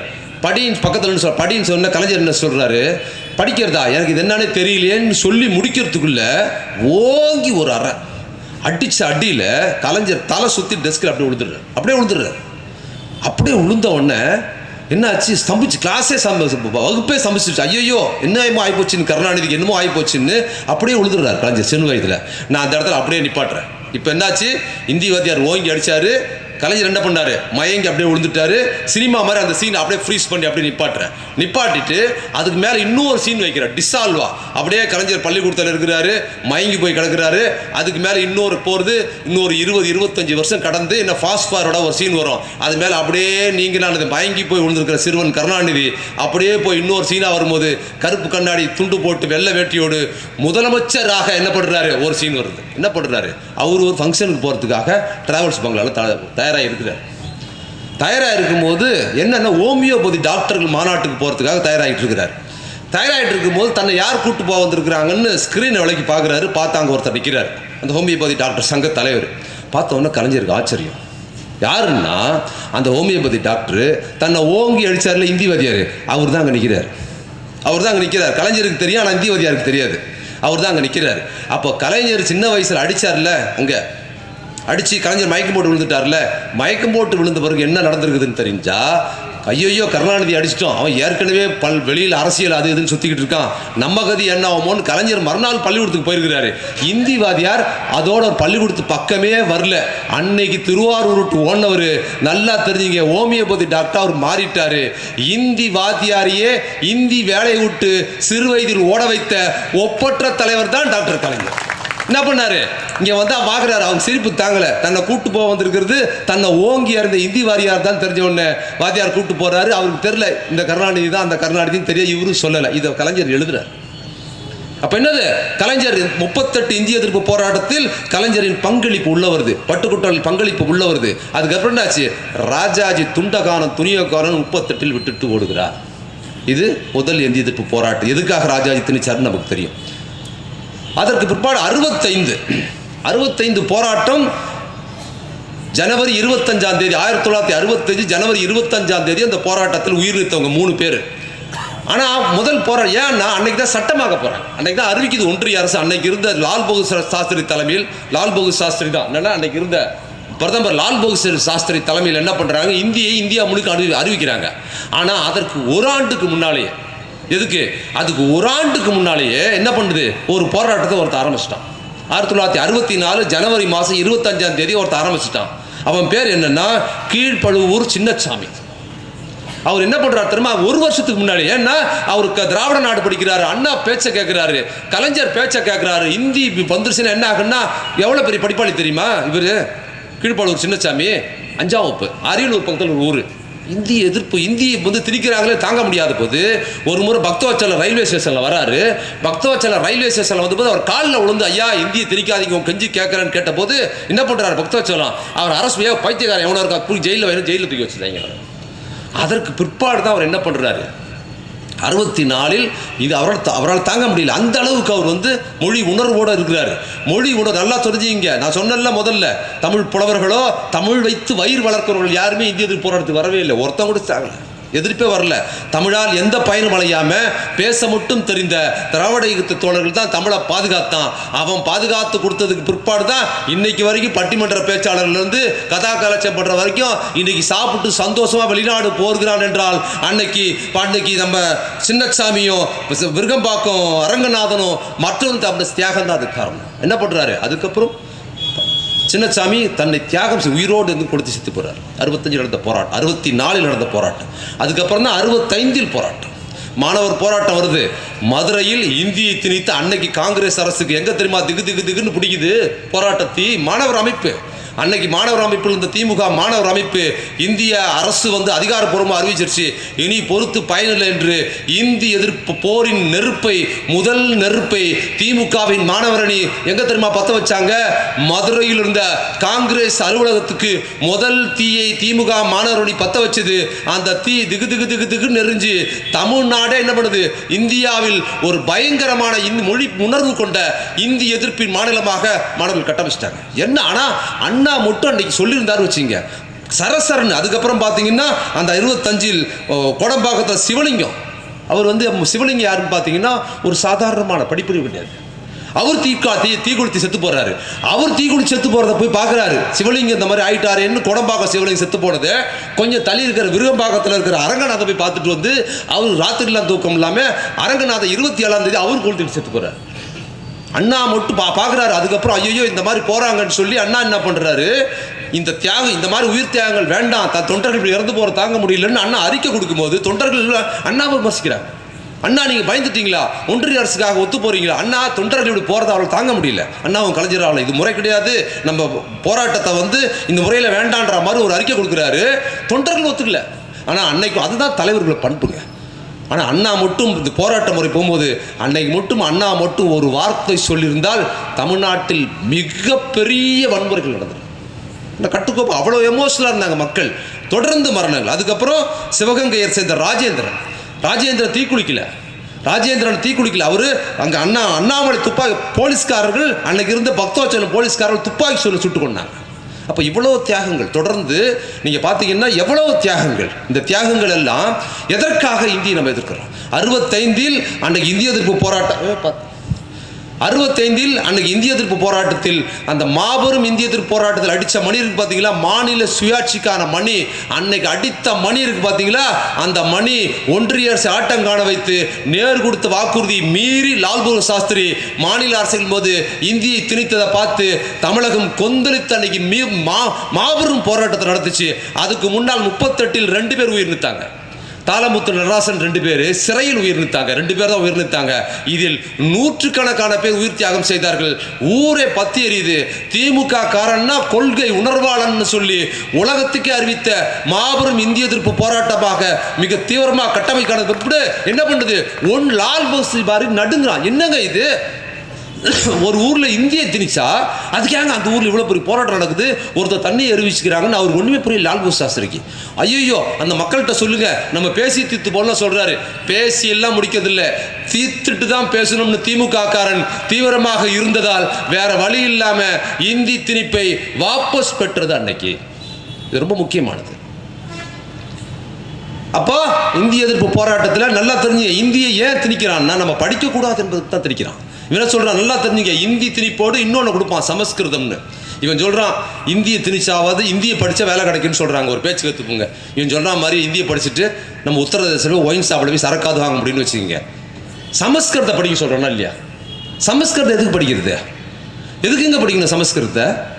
சமஸ்கிருதத்தை படித்து என்ன பண்ணுறது? சமஸ்கிருதம் படித்தா என்ன பண்ணலாம், என்ன பண்ண முடியும்? சமஸ்கிருதம் தெரிஞ்சவங்க என்னங்க பண்ணுறாங்க, யாராவது சொல்லுங்க. கோயிலில் போய் நம்ம அர்ச்சனை பண்ணலாம். சரி, நீ சமஸ்கிருதம் படித்தா விட்டுருவாங்களா? சமஸ்கிருதம் படிக்க சொல்கிறான். சமஸ்கிருதம் படித்தால் செய்ய வேண்டிய ஒரே தொழில், இந்தி படித்தாலாவது வடநாட்டுக்கு போகலான்னு சொல்கிறான். அதை விட்டுருங்க ஒரு லாஜிக்கு. சமஸ்கிருதம் ஏன் படிக்க சொல்கிற? படித்தா என்ன பண்ண முடியும்? அர்ச்சகராக போகணும் இல்லையா? கோயிலில் அர்ச்சகராக கூடாதுன்றா தளபதி எவ்வளோ கஷ்டப்பட்டு கொண்டாந்தார். சாதாரண விஷயம் இல்லைங்க. தளபதி இன்னைக்கு நல்லா தெரிஞ்சுங்க, பெரியார் தன் நெஞ்சில் தைத்த முள்ளுன்னு ஒன்று சொன்னார்ல. இந்த மக்கள் அவர் கடவுள் இல்லைன்னு சொன்னார். நல்லா தெரிஞ்சுங்க, கடவுள் இல்லைன்னு சொன்னார் பெரியார். கடவுள் இல்லைன்னு சொன்ன பெரியார் அவர் என்ன பண்ணார்? கடவுள் இல்லைங்கிறது என் கொள்கை, அவன் நாத்திகத்துக்கு வருவான். ஆனால் என்னோட தமிழன் பிற்படுத்தப்பட்ட தாழ்த்தப்பட்டவன் கோயிலுக்கு போகிறான், அவன் சாமியை உருக கும்பிடுறான். ஆனால் அவன் சவட தொட்டு அர்ச்சனை செய்வதற்கு உரிமை இல்லைங்கிற அந்த அவமானம் என் தமிழனை சுட்டரிக்குதே, என்னால் தாங்க முடியலன்னு அவஸ்தைப்படுறார் பெரியார். பக்திங்கிறது என்னோட கடவுள் நம்பிக்கை வேறு, எனக்கு இல்லை. ஆனால் கடவுள் நம்பிக்கை இருக்கிறவனை அவமானப்படுத்துறானே, நீ தொட்டா தீட்டாயிரும் சாமின்னு சொல்றானே, இதுக்கு சட்டவார எப்படி கொடுக்குது, என்னால் தாங்க முடியலையே. என்னைக்கு இங்கே இருக்கிற தாழ்த்தப்பட்டவனும் பிற்படுத்தப்பட்டவன் இந்துவும் என்னைக்கு கோயில் அர்ச்சகரானோ அன்னைக்கு தாண்டா என் நெஞ்சில் தைத்த முள்ளுன்னு பெரியார் அன்னைக்கு அழுதாரு. அப்போ அவர் இருக்கும் போதே கலைஞர் தீர்மானம் கொண்டாந்தார், தோக்கடிச்சிட்டாங்க சுப்ரீம் கோர்ட்டில் போய். அதுக்கப்புறம் 2வது முறை அவர் பண்ணார் 2006 அப்போ தோக்கடிச்சாங்க சுப்ரீம் கோர்ட்டில் போய். நல்லா தெரிஞ்சுங்க, அது இந்துக்கள் இவன் சொல்கிறான்ல திருப்பி திமுக இந்துக்கு எதிரான கட்சி, இந்துக்கு எதிரான கட்சின்னு எவ்வளோ பெரிய பொய். இந்தியாவிலே இந்துக்கு ஆதரவான ஒரே கட்சி திமுக தான், அதை காரணத்தோட சொல்கிறேன். அப்போ பெரியார் சொன்னார்ல அனைத்து ஜாதி அர்ச்சகர் ஆகலான்னு. அப்போ என்ன பண்ணுது கலைஞர், என்ன பண்ணார்? அனைத்து ஜாதியில் அர்ச்சகர் ஆகலான்னு சொன்னோடனே அந்தந்த ஆகம விதிப்படி சிவன் கோயிலுக்கு, பெருமாள் கோயில் இருக்கிற ஆகம கோயில்களுக்கு அர்ச்சகர் ஆகிறதுக்கு தகுதி உள்ளுன்னு சொன்னா கூடாதுங்கிறான். யாரை கொண்டு போனாரு? என்ன பெரியார் கருத்து கடவுள் இல்லைன்னு சொல்ற அர்ச்சகர் ஆக்கினாரா, இல்லை முஸ்லீம் ஆக்கினாரா, இல்லை கிறிஸ்துவர் ஆக்கினாரா? யார் ஆக்கினாரு? இந்த அண்ணன் பொட்டு வச்சு உட்காந்துருக்காருல, அங்கே பாருங்க எவ்வளோ அழகா கருப்பு சட்டை போட்டிருக்காரு, கருப்பு சிவப்பு துண்டு போட்டிருக்கிறாரு, பொட்டு திருநூறு குங்குமம். இதுதான் திமுக, தெரியுது இல்லை? இதுதான் திராவிட முன்னேற்ற கழகம். இந்த ஜனநாயகம் இருக்கு. நீங்க பெரியாரோட கடவுள் மறுப்பு கருத்து வேற, திமுக கருத்து வேற. பெரியாரோட கடவுள் மறுப்பு கருத்துக்கும் திமுகவுக்கு சம்பந்தம் இல்லை. திமுகவில் கடவுள் மறுப்பாளர்களா கடவுள் நம்பிக்கையாளர்கள் இருக்கலாம். அந்த ஜனநாயகத்தை திமுக கொடுக்குது. இப்ப சேகர் பாபு அமைச்சர் இருக்கிறார்ல, நான் அவருக்கு ஃபோன் பண்ணேன்னு வச்சுங்க, முதல்லயே, இப்போ இல்லை, ஆட்சி வருவதற்கு முன்னாலே ஃபோன் பண்ணா அவர் ரிங்டோன் என்ன தெரியுமா வரும்? பள்ளிக்கட்டு சபரிமலைக்கு, அந்த பாட்டு தான் வரும் ரிங்டோன், அதான் வரும். அப்ப எனக்கு மட்டும் இல்லை, தலைவர் தளபதி ஃபோன் பண்ணாலும் அதுதான் வரும். ஆனால் அவர் என்னடா நம்ம தளபதி ஃபோன் பண்ணாருன்னா இந்த பள்ளிக்கட்டு பாட்டு வருது, அவர் ஏதோ தப்பாக நினைப்பாரேன்னு அவர் நினைக்கல. அதே மாதிரி தலைவர் ஃபோன் பண்ணும்போது ஏன்பா நீ பள்ளிக்கட்டு சபரிமலைக்கு பாட்டு வச்சிருக்கிற அவரும் கேட்கல. எப்படி தெரியுமா தலைவர் பார்த்தாரு? ஓன் கொள்கை உனக்கு, என் கொள்கை எனக்கு, நீ இறை நம்பிக்கையோட நீ இருக்கிற, என் நம்பிக்கை எனக்கு, என் நம்பிக்கையை உன் மேல நான் திணிக்க மாட்டேன், அதே மாதிரி தலைவர் இருக்கிறதுக்காக நான் இறை நம்பிக்கையை விட்டு கொடுக்க மாட்டேன். அப்படிங்கிறது தான் ஜனநாயகம். அந்த ஜனநாயகம் தான் திமுக. அன்னைக்கு தளபதி என்ன பண்ணியிருப்பாரு? ஆட்சிக்கு முன்னால அமைச்சர் சேகர் பாபுவோட ரிங்கோட பள்ளிக்கட்டு சபரிமலைக்குன்னு பாட்டு கேட்கும்போது நினைப்பாரு, ஓஹோ நீங்க தீவிரமான ஐயப்ப பக்தரா, ஆட்சிக்கு வந்தா நீங்க தான் அறநிலையத்துறைன்னு அணுக முடிவு பண்ணிருக்க. அப்ப யாருக்கிட்ட எதை ஒப்படைப்பது? அப்ப என்ன அறநிலையத்துறையை இங்க பெரியாரிஸ்டா பேசுகிற, கடவுள் மறுப்பு தீவிரமா பேசுகிற ராசா கிட்ட கொடுத்துட்டாரா? இல்ல கடவுள் நம்பிக்கையில பெரியார் கருத்துக்களோட அதிகம் போற திமுக இருக்கிற வேற யாருக்கிட்ட கொடுத்துட்டாங்களா? யாருக்கிட்ட கொடுத்தாரு? அதை தேர்ந்தெடுத்து யார் இறை நம்பிக்கை அவங்க கிட்ட கொண்டாரு. சிம்பிளா ஒன்று சொல்றாங்க, இதை புரிஞ்சுக்கங்க. ஏன் அனைத்து ஜாதியில் அர்ச்சகர் ஆகலாங்கிறது திமுக தீவிரமாக பண்ணுது? நம்ம எல்லாரும் கிராமத்துலேருந்து வந்திருக்கிறோம் இல்லையா? எல்லா கிராமத்தில் வந்திருக்கிறோம். எல்லாத்துக்கும் ஒரு குலதெய்வம் இருக்குல்ல, எல்லா குலதெய்வம் இருக்குல்ல. கருப்பு சாமி, சுடலமாட சாமி, ஐயனார், இந்த மாதிரி பல சாதிகள் இருக்குது. அதுக்கு யார் பூசாரி பண்ணுறா? யாருங்க பூஜை பண்ணுறா? அந்த கடவுளுக்கு நம்ம தானே பண்ணுறோம். கிராமத்தில் இருக்கிற நம்ம கோயிலுக்கு, நம்ம குலதெய்வ கோயிலுக்கு நம்ம தான் பூஜை பண்ணுறோம், நம்ம தான் உருகி அதுக்கு பூஜை பண்ணுறோம், எல்லாம் பண்ணுறோம். அப்போ நம்மளோட சின்ன ஜாதின்னு நம்ம கடவுள் நம்மளை பிறந்த இல்லையே, நீ பூஜை பண்ணுறதுக்கு லாய்க்கேற்றவன்டா, தள்ளி போட நம்ம பிறந்த இல்லையே, அந்த கடவுள் ஏற்றுக்குதா இல்லையா? அப்போ அந்த கடவுள் ஏற்றுக்குது நம்மளை பூஜை பண்ணுறதுக்கு. அப்படியே வந்து தஞ்சாவூர் கோயிலுக்கு போனால் அங்கே நீ உன்னை ஏற்றுக்க மாட்டேன்னு சிவன் சொன்னாரா? அப்படியே நீங்கள் ஸ்ரீரங்கம் கோயிலுக்கு போனால் பெருமாள் சொன்னாரா நீ வரக்கூடாதுன்னு? அப்போ ஐயனாருக்கும் சுடலமாடனுக்கும் உள்ள இருக்கிற மாரியாத்தாளுக்கும் நம்ம கடவுளை உருகி பூஜை பண்ணால் அந்த கடவுள் ஏற்றுக்குது. அதே மாதிரி நாம் இந்த கோயில்லையும் பக்தராக போய் அங்கே போய் எல்லாம் ஆகமதிப்படி போனோம்னா அங்கே அர்ச்சகரான சாமியை தொட்டா தீட்டாயிடும், நீ உள்ளே வராத அப்படின்னு சொல்கிறாங்க. பார்த்தீங்களா, அங்கே தான் திமுக வந்தது. என் பக்தனுக்கு வழிவிட்டு. அப்போ அந்த சாமியை நீ ஏற்றுக்கிற, ஏன் இந்த சாமியை ஏற்றுக்க மாட்டேங்கிறதா காரணம். நல்லா தெரிஞ்சுங்க, ஏன் நம்மளை விட மாட்டாங்க உள்ள, ஏன் இவ்வளவு போராடி யாருக்காக? பிற்படுத்தப்பட்ட தாழ்த்தப்பட்ட இந்துக்களின் இறை நம்பிக்கை சுயமரியாதையோடு வழிபடணும் என்பதற்காகத்தான் திமுக இவ்வளவு தூரம் போராடிச்சு. நல்லா தெரிஞ்சுங்க, இவங்க என்ன பண்றாங்க, நம்ம போனோம்னா தீட்டாயிடுச்சுங்கிறாங்க, இந்து மதத்துக்கு விரோதங்கிறாங்க. இந்துக்களாக இருக்கிற நம்ம ஆட்கள் இந்து கோயிலில் போய் அர்ச்சகராக போனால் இந்து மதத்துக்கு விரோதம்னு சொல்கிறாங்க. இதுதான் நியாயம் இது? ஏங்க, இவன் சொல்ற கோயில் குருக்கள், இவங்க சொல்ற கோயில் அர்ச்சகர்கள் கோயில் சிலை திருடி வித்தாங்க. ஒருத்தர் இந்து விரோதின்னு சொல்லவே இல்லை, சொன்னாங்களா? கோயில் அர்ச்சகர் உள்ள ஓட்டல்ல ஓட்டையை உண்டி போட்டு திருடினாரு, வீடியோ வந்ததுங்க. என்னைக்காவது இந்து மத விரோதின்னு பாஜக சொன்னானா? சொல்லலை. காஞ்சிபுரத்தில் ஒருத்தர் கோயில் குருக்கள் உள்ளேயே வந்து ஒரு பெண்ணோட வந்து தகாத முறையில் இருந்தார், வீடியோ வந்தது. என்னைக்காவது பாஜக இந்து விரோதம் சொன்னானா? சொன்னதில்லை. கோயிலில் வரதராஜ பெருமாள் கோயிலில் சங்கராச்சாரியா இருந்தவர் ஒரு ஐயரை படுகொலை செய்தார், உள்ளேயே வெட்டி கொண்டாரு. என்னைக்காவது இந்து விரோதின்னு சொன்னானா?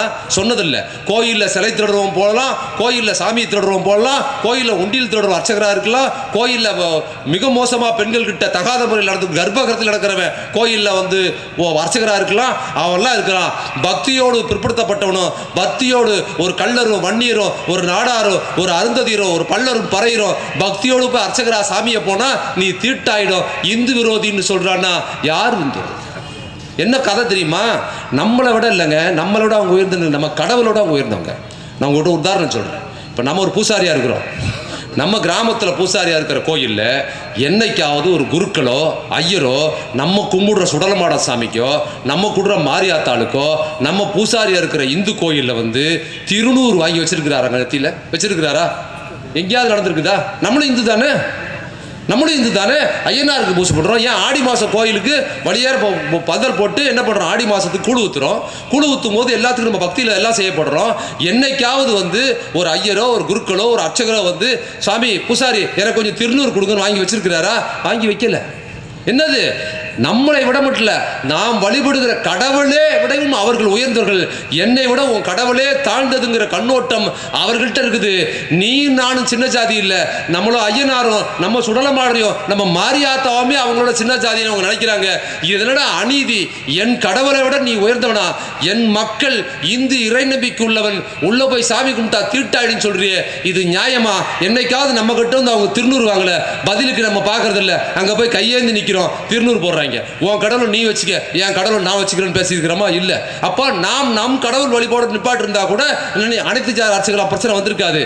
என் மக்கள் சுயமரியாதையோடு அங்கே போய் அவர்கள் ஐயனாரை பூஜை பண்ற மாதிரி அங்கே போய் ரங்கநாதனையும் பூஜை பண்ணணுங்கிற கோரிக்கையை என்ன பண்றது? திமுக செய்தே ஆகணும் என்பதற்காக என்ன பண்ணாரு? தளபதி 2 முறை கலைஞர் கொண்டு போது தோற்கடித்தார்கள். தளபதி என்ன ஆனாலும் பரவாயில்லை என்று என் திமுக தொண்டர் மட்டுமல்ல, அண்ணா திமுக பாஜகவை சேர்ந்தவர், கம்யூனிஸ்ட் கட்சியை சேர்ந்தவர், தமிழ்நாட்டில் இருக்கிற இந்து சமுதாயத்தில் பிறந்த எந்த ஜாதிக்காரராக இருந்தாலும் அவர் சாமியை தொட்டி ரங்கநாதனையோ ஈஸ்வரனையோ அல்லது சிவனையோ பூஜை செய்யலாம் என்பதற்கான உறுதிமொழியை வாங்கி சுப்ரீம் கோர்ட் போனாலும் நான் செஞ்சே தீர்வன் செஞ்சாது. பார்த்தீங்களா தளபதி?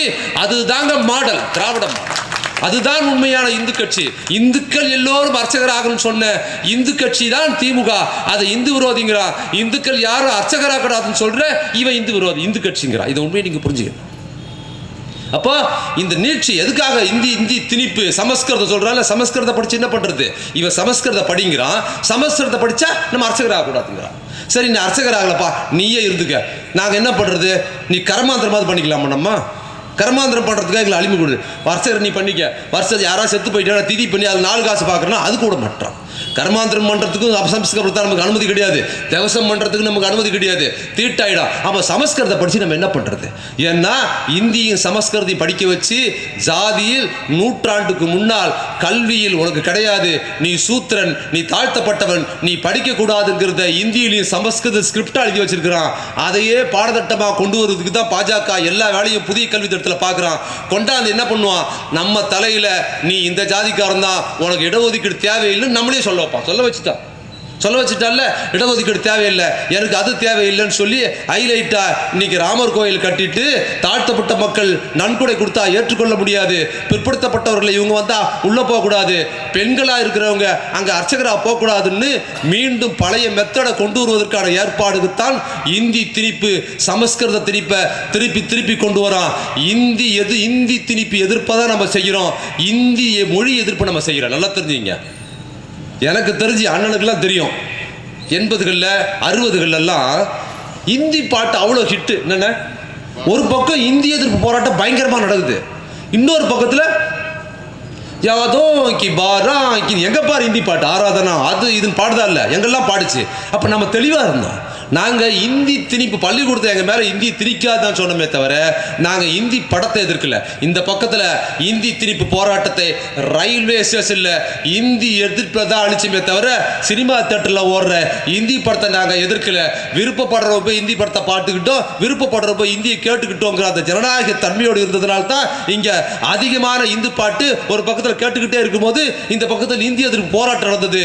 திமுக காரணம், இந்திய எதிர்ப்பு போராளியும், திராவிட இயக்கத்துக்கு காரணம் திமுக தொண்டனும் திமுக தலைமையும் எவ்வளவு நேர்மையாளர்கள், எவ்வளவு ஜனநாயகவாதிகள் என்பதற்கு அவர்கள் இந்தி பட எதிர்ப்பு ஒரு நாளும் பண்ணதில்லை. இந்திய தன் மீது சட்ட ரீதியாக திணிப்பதை மட்டும் எதிர்த்தார்கள் என்பதற்கு தமிழ்நாட்டினுடைய இந்தி படங்களே சாட்சி. இப்பவும் அப்படித்தான் இருக்கிறோம். இவ்வளவு இந்தி திணிப்புக்கு இப்ப பேசுறோம்ல, இவ்வளவு பண்றோம்ல, ஆனால் என்ன பண்றோம், இந்த பக்கத்தில் இந்தியா மேல திணிக்காதுன்னு சொல்றோம், ஆனா அந்த பக்கத்தில் இந்திக்காரனை கூப்பிட்டு வேலை கொடுக்குறோம். இது எங்கேயாவது இருக்காங்க? இந்தியாவிலேயே இந்தியை தாய்மொழியாக கொண்டவன் வேற மாநிலத்தில் போய் அதிகமாக வேலை பார்ப்பது எங்கே என்றால் அது தமிழ்நாட்டில் இருக்கிற திமுக ஆட்சி செய்கிற இந்த மாநிலத்தில் தான் ஏராளமான இந்திக்காரர்களை மிக சிறப்பாக வர வச்சு அவனுக்கு கொடுக்குறோம்னா நமக்கு கொடுத்த அரசியல் பாடம். அது என்ன பாடம்? இந்தி திணிப்பு வேறு, இந்திக்காரன் வேறு. சமூக நீதி அரசியல் அப்படி கற்றுக் கொடுத்துருக்காங்க. பெரியாரும் டாக்டர் கலைஞரும் அண்ணாவும் இன்னைக்கு தளபதி வரைக்கும் சமூக நீதி அரசியல் என்ன சொல்லுது? இந்தி திணிப்பை வேணான்னு சொல்லுது. இந்திக்காரன் நம்ம எதிராக பார்க்குறோம். இந்திக்காரன் எப்படி பார்க்குறோம்? அவனை எப்படி பார்க்குறோம்? யார் வரா இங்கிருந்து? சர்மாவ சாஸ்திரி அங்கே பஞ்சமலைக்கு வரா, செங்கல் சூளைக்கு யார் வரா? ஒரு முஸ்லீம் வரா. யார் வரா? ஒரு தாழ்த்தப்பட்ட இந்திக்காரன் வரான், ஒரு பிற்படுத்தப்பட்ட வரான். அவனை எப்படி பார்க்குறோம்? அவன் இந்திக்காரனா பார்க்குறேன், ஒரு சிறுபான்மை முஸ்லீம்காரனா பார்க்குறோம், ஒரு தாழ்த்தப்பட்டவனா பார்க்குறோம், ஒரு பிற்படுத்தப்பட்டவனா, மிக பிற்படுத்தப்பட்டவனா பார்க்குறோம். ஐயோ பாவம், நானே பஞ்சத்தில் இருக்கேன், இவன் அது கூட இல்லையேன்னு சொல்லி அவனுக்கு தங்க இடம் கொடுத்து வேலை கொடுத்து சாப்பாடு கொடுத்து இருக்கிறோம்னா சமூக நீதியில், இடஒதுக்கீட்டில் பிற்படுத்தப்பட்ட தாழ்த்தப்பட்ட சிறுபான்மை மக்களை பார்க்குற கண்ணோட்டத்தை நமக்கு திராவிட இயக்கம் எப்படி கற்றுக் கொடுத்ததோ அதை தமிழர்களோடு மட்டும் நாம் நிறுத்தவில்லை, இந்திக்காரர்கள் வரை நடைமுறைப்படுத்தி ரேஷன் கடையில இன்னைக்கு போடுற தரமான அரிசி, இந்தியாவிலே தரமான ரேஷன் பொருளை கொடுக்கிற தமிழ்நாட்டில் அதிகமாக வாங்குறவர்கள் நமது இந்தி சகோதரர்கள்ங்கிறத தெரிஞ்சுங்க. அப்போ தெளிவா நம்மகிட்ட இருக்குது. அப்போ என் கல்வியில என் உரிமையில கொடுக்காத, நான் போராடி இவ்வளவு தூரம் இந்திய எதிர்ப்பு போராடி வந்ததுனால்தான் இன்னைக்கு இவ்வளவு தூரம் நாங்க நலமா இருக்கிறோம்.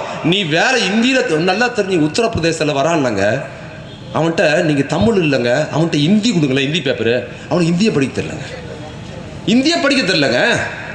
இவனுக்கு நம்மள ஹிந்தி படின்னு சொல்றான்ல, இந்தி தாய்மொழியா இருக்கிற அவனுக்கு ஹிந்தி ஒன்று கற்றுக் கொடுக்கல. ஏடா இந்தி தாய்மொழியா இருக்கிற அவனுக்கே ஹிந்தி இப்போ பாதி பேர் இந்திய படிக்க தெரியலங்க.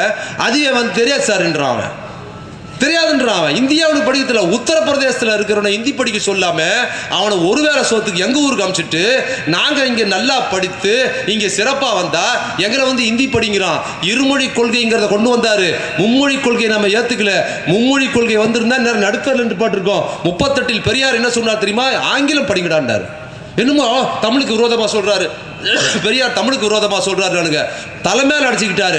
ஏண்டா ஆங்கிலம்ங்கிறது நிச்சயமா இருக்குது, தமிழ் லட்சியமா இருக்குது, வெள்ளக்கார ஆட்சியில் மருத்துவக் கல்லூரி பொறியியல் கல்லூரி எல்லாம் இங்கிலீஷில் தாண்டா இருக்குது, எல்லாரும் இங்கிலீஷில் தாண்டா படிக்கிறான், இங்கிலீஷ் தாண்டா வேலை கிடைக்குது, பார்ப்பனர்கள் எல்லாரும் இங்கிலீஷ் தாண்டா படிக்கிறான், இங்கிலீஷ் படிச்சு தான் போறான், சமஸ்கிருத லட்சிய மூலியமா வச்சிருக்கிறாங்க பார்ப்பனர்கள். அவங்க யாரும் சமஸ்கிருதம் படிக்கிறதே கிடையாது, கோயில் பூசாரி தவிர வேற யாருக்கு சமஸ்கிருதம் தெரியாது, எல்லாரும் இங்கிலீஷ் படிச்சு தான் உலகம் முழுக்க போறாங்க. நம்ம ஆளுங்க இங்கிலீஷ் படிக்கலன்னா நடுத்தரில் நின்றுங்க, உங்களை கையெடுத்து கும்பிடுறேன், இங்கிலீஷ் படிங்க, இங்கிலீஷ் படிங்க, இங்கிலீஷ் படிங்க, இங்கிலீஷ் படிக்கன்னு பெரியார் சொன்னாரு. பின்னால் வந்து அண்ணாவும் கலைஞரும் இருமொழி கொள்கையாக ஆங்கிலத்தையும் தமிழிலும் வைத்ததால் தான் பட்டுக்கோட்டை, இந்த உள்ளா இருக்கிற கிராமம், அந்த பக்கம் இருக்கிற திருச்சிற்றம்பலம், அது உள்ள இருக்கிற கிராமம், குக்கிராமத்தில் இருக்கிறவன் இன்னைக்கு ஆஸ்திரேலியாவிலையும் அமெரிக்காவிலையும் ஐடி கம்பெனியில் போய் வேலை பார்க்கிறான் என்றால் அன்னைக்கு இருமொழி கொள்கை கொண்டு வந்ததனால் தான், ஆங்கிலம் படித்ததனால் தான் தெரிஞ்சுங்க. ஆங்கிலம் படித்ததனால் தான் ஒரு தாழ்த்தப்பட்டவன், பிற்படுத்தப்பட்டவன், ஒரு இஸ்லாமியன் எங்கேயோ கிராமத்தில் விவசாயி கூலிக்கு போறதவன் இன்னைக்கு இங்கிலீஷ் படிச்சுட்டு அமெரிக்காவில் இருந்துகிட்டு இன்னைக்கு வேலை பார்க்கிறான், ஒரு குடும்பத்தையே வாழ வைக்கிறான். இன்னைக்கு பல்வேறு அறிவியல் துறையில் தமிழர்கள் எங்கோ நிறைஞ்சி இருக்கிறார்கள் என்றால் அதற்கு காரணம் இந்திக்கு பதிலாக ஆங்கிலம் படித்ததுதான் தெரிஞ்சுங்க. திராவிட இயக்கமும் திமுகவும் ஆங்கிலத்தை தமிழுக்கு எதிராக நிறுத்தல, தமிழுக்கு கேடயமாக ஆங்கிலத்தை நிறுத்தினார்கள், இந்திக்கு பதிலாக ஆங்கிலத்தை நிறுத்தினாங்க. இந்தி வரும்போது அந்த இடத்துல இந்தி தேவையில்லை, எனக்கு இங்கிலீஷ் இருந்தாங்க. அப்ப என்ன பண்ணாங்க, தமிழை பாதுகாத்தார்கள். தமிழை பாதுகாப்பதற்கு ஆங்கிலத்தை முன்னிறுத்தினார்கள் தவிர தமிழுக்கு எதிராக ஆங்கிலத்தை நிறுத்தல, இந்திக்கு ரீப்ளேஸ் தான் ஆங்கிலம். அதனால தான் இன்னைக்கு வளர்ந்திருக்கிறோம். அன்னைக்கு மட்டும் திராவிட இயக்கம் இந்தியை தடுத்து ஆங்கிலத்தை நிறுத்தாமல் இருந்தா இன்னைக்கு தமிழ் எங்குமே இருந்திருக்காது. அதற்கு சாட்சி இந்தி பேசாத பிற மாநிலங்களே சாட்சி. இன்னைக்கு கூட நீங்க டிவி வச்சு பாருங்க, எந்த ஊர்ல வருமானம் டிவி ஆன் பண்ணீங்கன்னா நியூஸ் சொல்றதுக்கு என்ன தெரியுமா சொல்லுவான், கேரளாவானாலும் ஆந்திராவானாலும் மகாராஷ்டிரா ஆனாலும் இன்னும் பல்வேறு ஒரிசாவானாலும் இந்தி பேசாத மாநிலத்தில் அவன் சொந்த மொழியே கிடையாது. ராஜஸ்தான் உட்பட, ஏன் நமது இந்திய பிரதமர் இருக்கிறார்ல, அவங்க ஊர் குஜராத்லேயே எவனுமே இந்திய கிடையாது, அவன் தாய்மொழியே கிடையாது. நீ செய்தி வச்சிங்கனாலே நமஸ்கார்னு சொல்லுவான். எல்லாம் எடுத்தோடனே நமஸ்கார், எல்லா ஊர்லேயும் மலையாளத்தில், ஹிந்தியில், தெலுங்கு, எல்லா ஊர்லேயும் பார்த்தீங்கன்னா எல்லாம் நமஸ்கார் தான் சொல்லுவான். எல்லா ஊர்லேயும் நமஸ்கார் தான் சொல்லிக்கிட்டு இருந்தான், நம்ம ஊர்லேயும் நமஸ்கார் தான் சொல்லிக்கிட்டு இருந்தான். நான் ஆரம்பிச்ச இடத்துலயே வரேன், நம்ம ஊர்லயும் நமஸ்காரம் தான் இருந்தது. இந்த ஊரில் நமஸ்காரம் என்பது ஆதிக்க ஜாதியா இருக்கிற அவர்களை பார்த்து ஒவ்வொரு அவங்களுக்குள்ளார நமஸ்காரம் பெரியவாள் நமஸ்காரம் எப்படி இருக்குன்னு பேசிக்கிட்டு இருப்பாங்க. ஒடுக்கப்பட்ட சமுதாயத்தை சேர்ந்தவர்கள் அவங்க கிட்ட வணக்கம் நமஸ்காரம் சொல்லக்கூடாது, கும்பிடுறஞ்சாமின்னு துண்டு எடுத்து இடுப்புல கட்டிக்கிட்டு கும்பிடுறஞ்சாமின்னு தான் சொல்லணும். நமஸ்காரம் என்பது ஆதிக்கவாதிகள் ஒரு பேசிக்கொள்வது.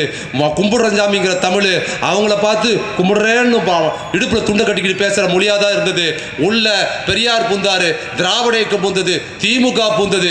இதெல்லாம் நீங்க சாதாரண விஷயம் நினைக்காதீங்க. வணக்கம்ங்கிற சொல்லு அதுக்கு பின்னால் வரலாறு இருக்குது. வணக்கம்ங்கிற புதிய சொல்லி கண்டுபிடிச்சு நமக்கு கும்பிடுறஞ்சாமி தமிழும் தேவையில்லை, அடிமையா இருக்குது. நமஸ்காரங்கிற ஆதிக்கம் தேவையில்லை, வணக்கங்கிற புதிய சொல்லி கொண்டு வந்து திமுக என்ன பண்ணுச்சு, ரோடோட அந்த பட்டுக்கோட்டை தெருக்கல்ல, தஞ்சாவூர் தெருக்கல்ல நமக்கு முன்னோர்கள் வெக்க மானத்துல மறந்து பைத்தியக்கார மாதிரி ரோட்ல வணக்கம்னு ஒரு சில யாருக்கும் தெரியாதுங்க. இப்ப அது புழக்கத்துல கொண்டு வரணும். என் தமிழ்ல அடிமையா இருக்கிறான், அப்படி இருக்கக்கூடாதுன்னு சும்மா துணி கடை பொம்மை மாதிரி ரோட்ல பஸ் நிறுத்து போறவங்கலாம் வணக்கம் வணக்கம் சொல்ற பைத்தியக்கார மாதிரி வணக்கம் வணக்கங்கிறானுங்க அப்படின்னு சொல்லி அதற்காக கேலி பண்ணது போக, ஆதிக்க ஜாதிகார போகும்போது ஒரு ஒடுக்கப்பட்டவர் வணக்கம் சொன்னா, ஏடா யார் நீ என்ன ஜாதி என்ன பார்த்து வணக்கம் சொல்ற, அடித்து மண்டை உடித்த சம்பவம்லாம் இருக்குது.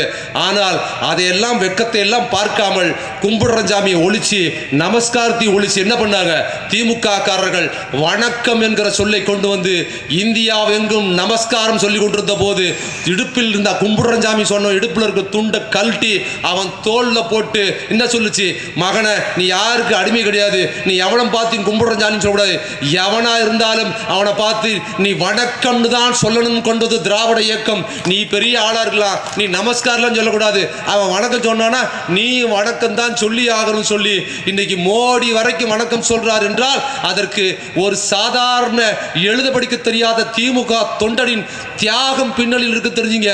ஒரு வணக்கத்துக்கே அவ்வளவு வரலாறு இருக்குது, சாதாரணம் கிடையாது.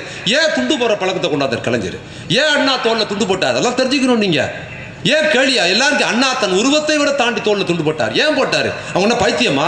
ஏன் கலைஞர் தோல்ல துண்டு போட்டார் தெரியுங்களா? தன்னோட தொண்டர்கள், எளிய தொண்டர்கள், கிராமத்துல இருந்து வந்திருக்கிறவன் இடுப்புல துண்டு கட்டுறான். டே, துண்டு இடுப்புல கட்டுறதுக்கு இல்ல, நாம என்ன பண்றோமோ அதெல்லாம் தொண்டர் பண்ணுவான். அதனால என்ன பண்ணுனா, துண்டை ஒருதிரி நீ இடுப்புல கட்டாத தோல்ல போடணும். நம்ம தோல்ல போட்டோம்னா அதை பார்த்து அவனும் தோல்ல போடுவான். துண்டு இடுப்பில் கட்டுவது அடிமைத்தனம், தோளில் போடுவது சுயமரியாதை. ஒரு உடை அரசியலில் கூட தனக்காக ஒரு அடையாளத்தை கொடுத்தவங்க நெசவாளர் வாழ்க்கையை வாழ வச்சது ஒரு பக்கம் போக, கிராமப்புறங்களில் இருக்கிற இது போன்ற பகுதியில் இருக்கிற தொண்டர்களும் எளியவர்களும் தோல்ல துண்டு போடுற பழக்கத்தை, வெள்ள துண்டை உதறி தோல்ல போட்டு பழக்கம் வந்தது, பழமொழி வந்தது இல்ல. இந்த அண்ணெல்லாம் இருக்காரு, இதெல்லாம் 50 வருஷத்துக்கு அந்த பழமொழியே கிடையாது. துண்டை ஒருத்தி தோல்ல போடுறதுங்கிறது திமுக காரர்கள் வந்ததுக்கு பிற்பாடு தான். அடிமையாக இருந்த சமூகத்துக்குள் வடக்கம்ங்கிற வார்த்தையிலிருந்து உடல் அரசியல் என்ன பண்ணாங்க, ஒரு துண்டு போடுகிற வரை சுயமரியாதை கொண்டு வந்து நம் வாழ்க்கையை ஒவ்வொரு அணுக்கள்லையும் திராவிட இயக்கத்தின் தியாகமும் இந்திய எதிர்ப்பு போராட்டத்தின் பின்விளைவுகளும் இருக்குது. வாய்ப்புக்கு நன்றி, வணக்கம்.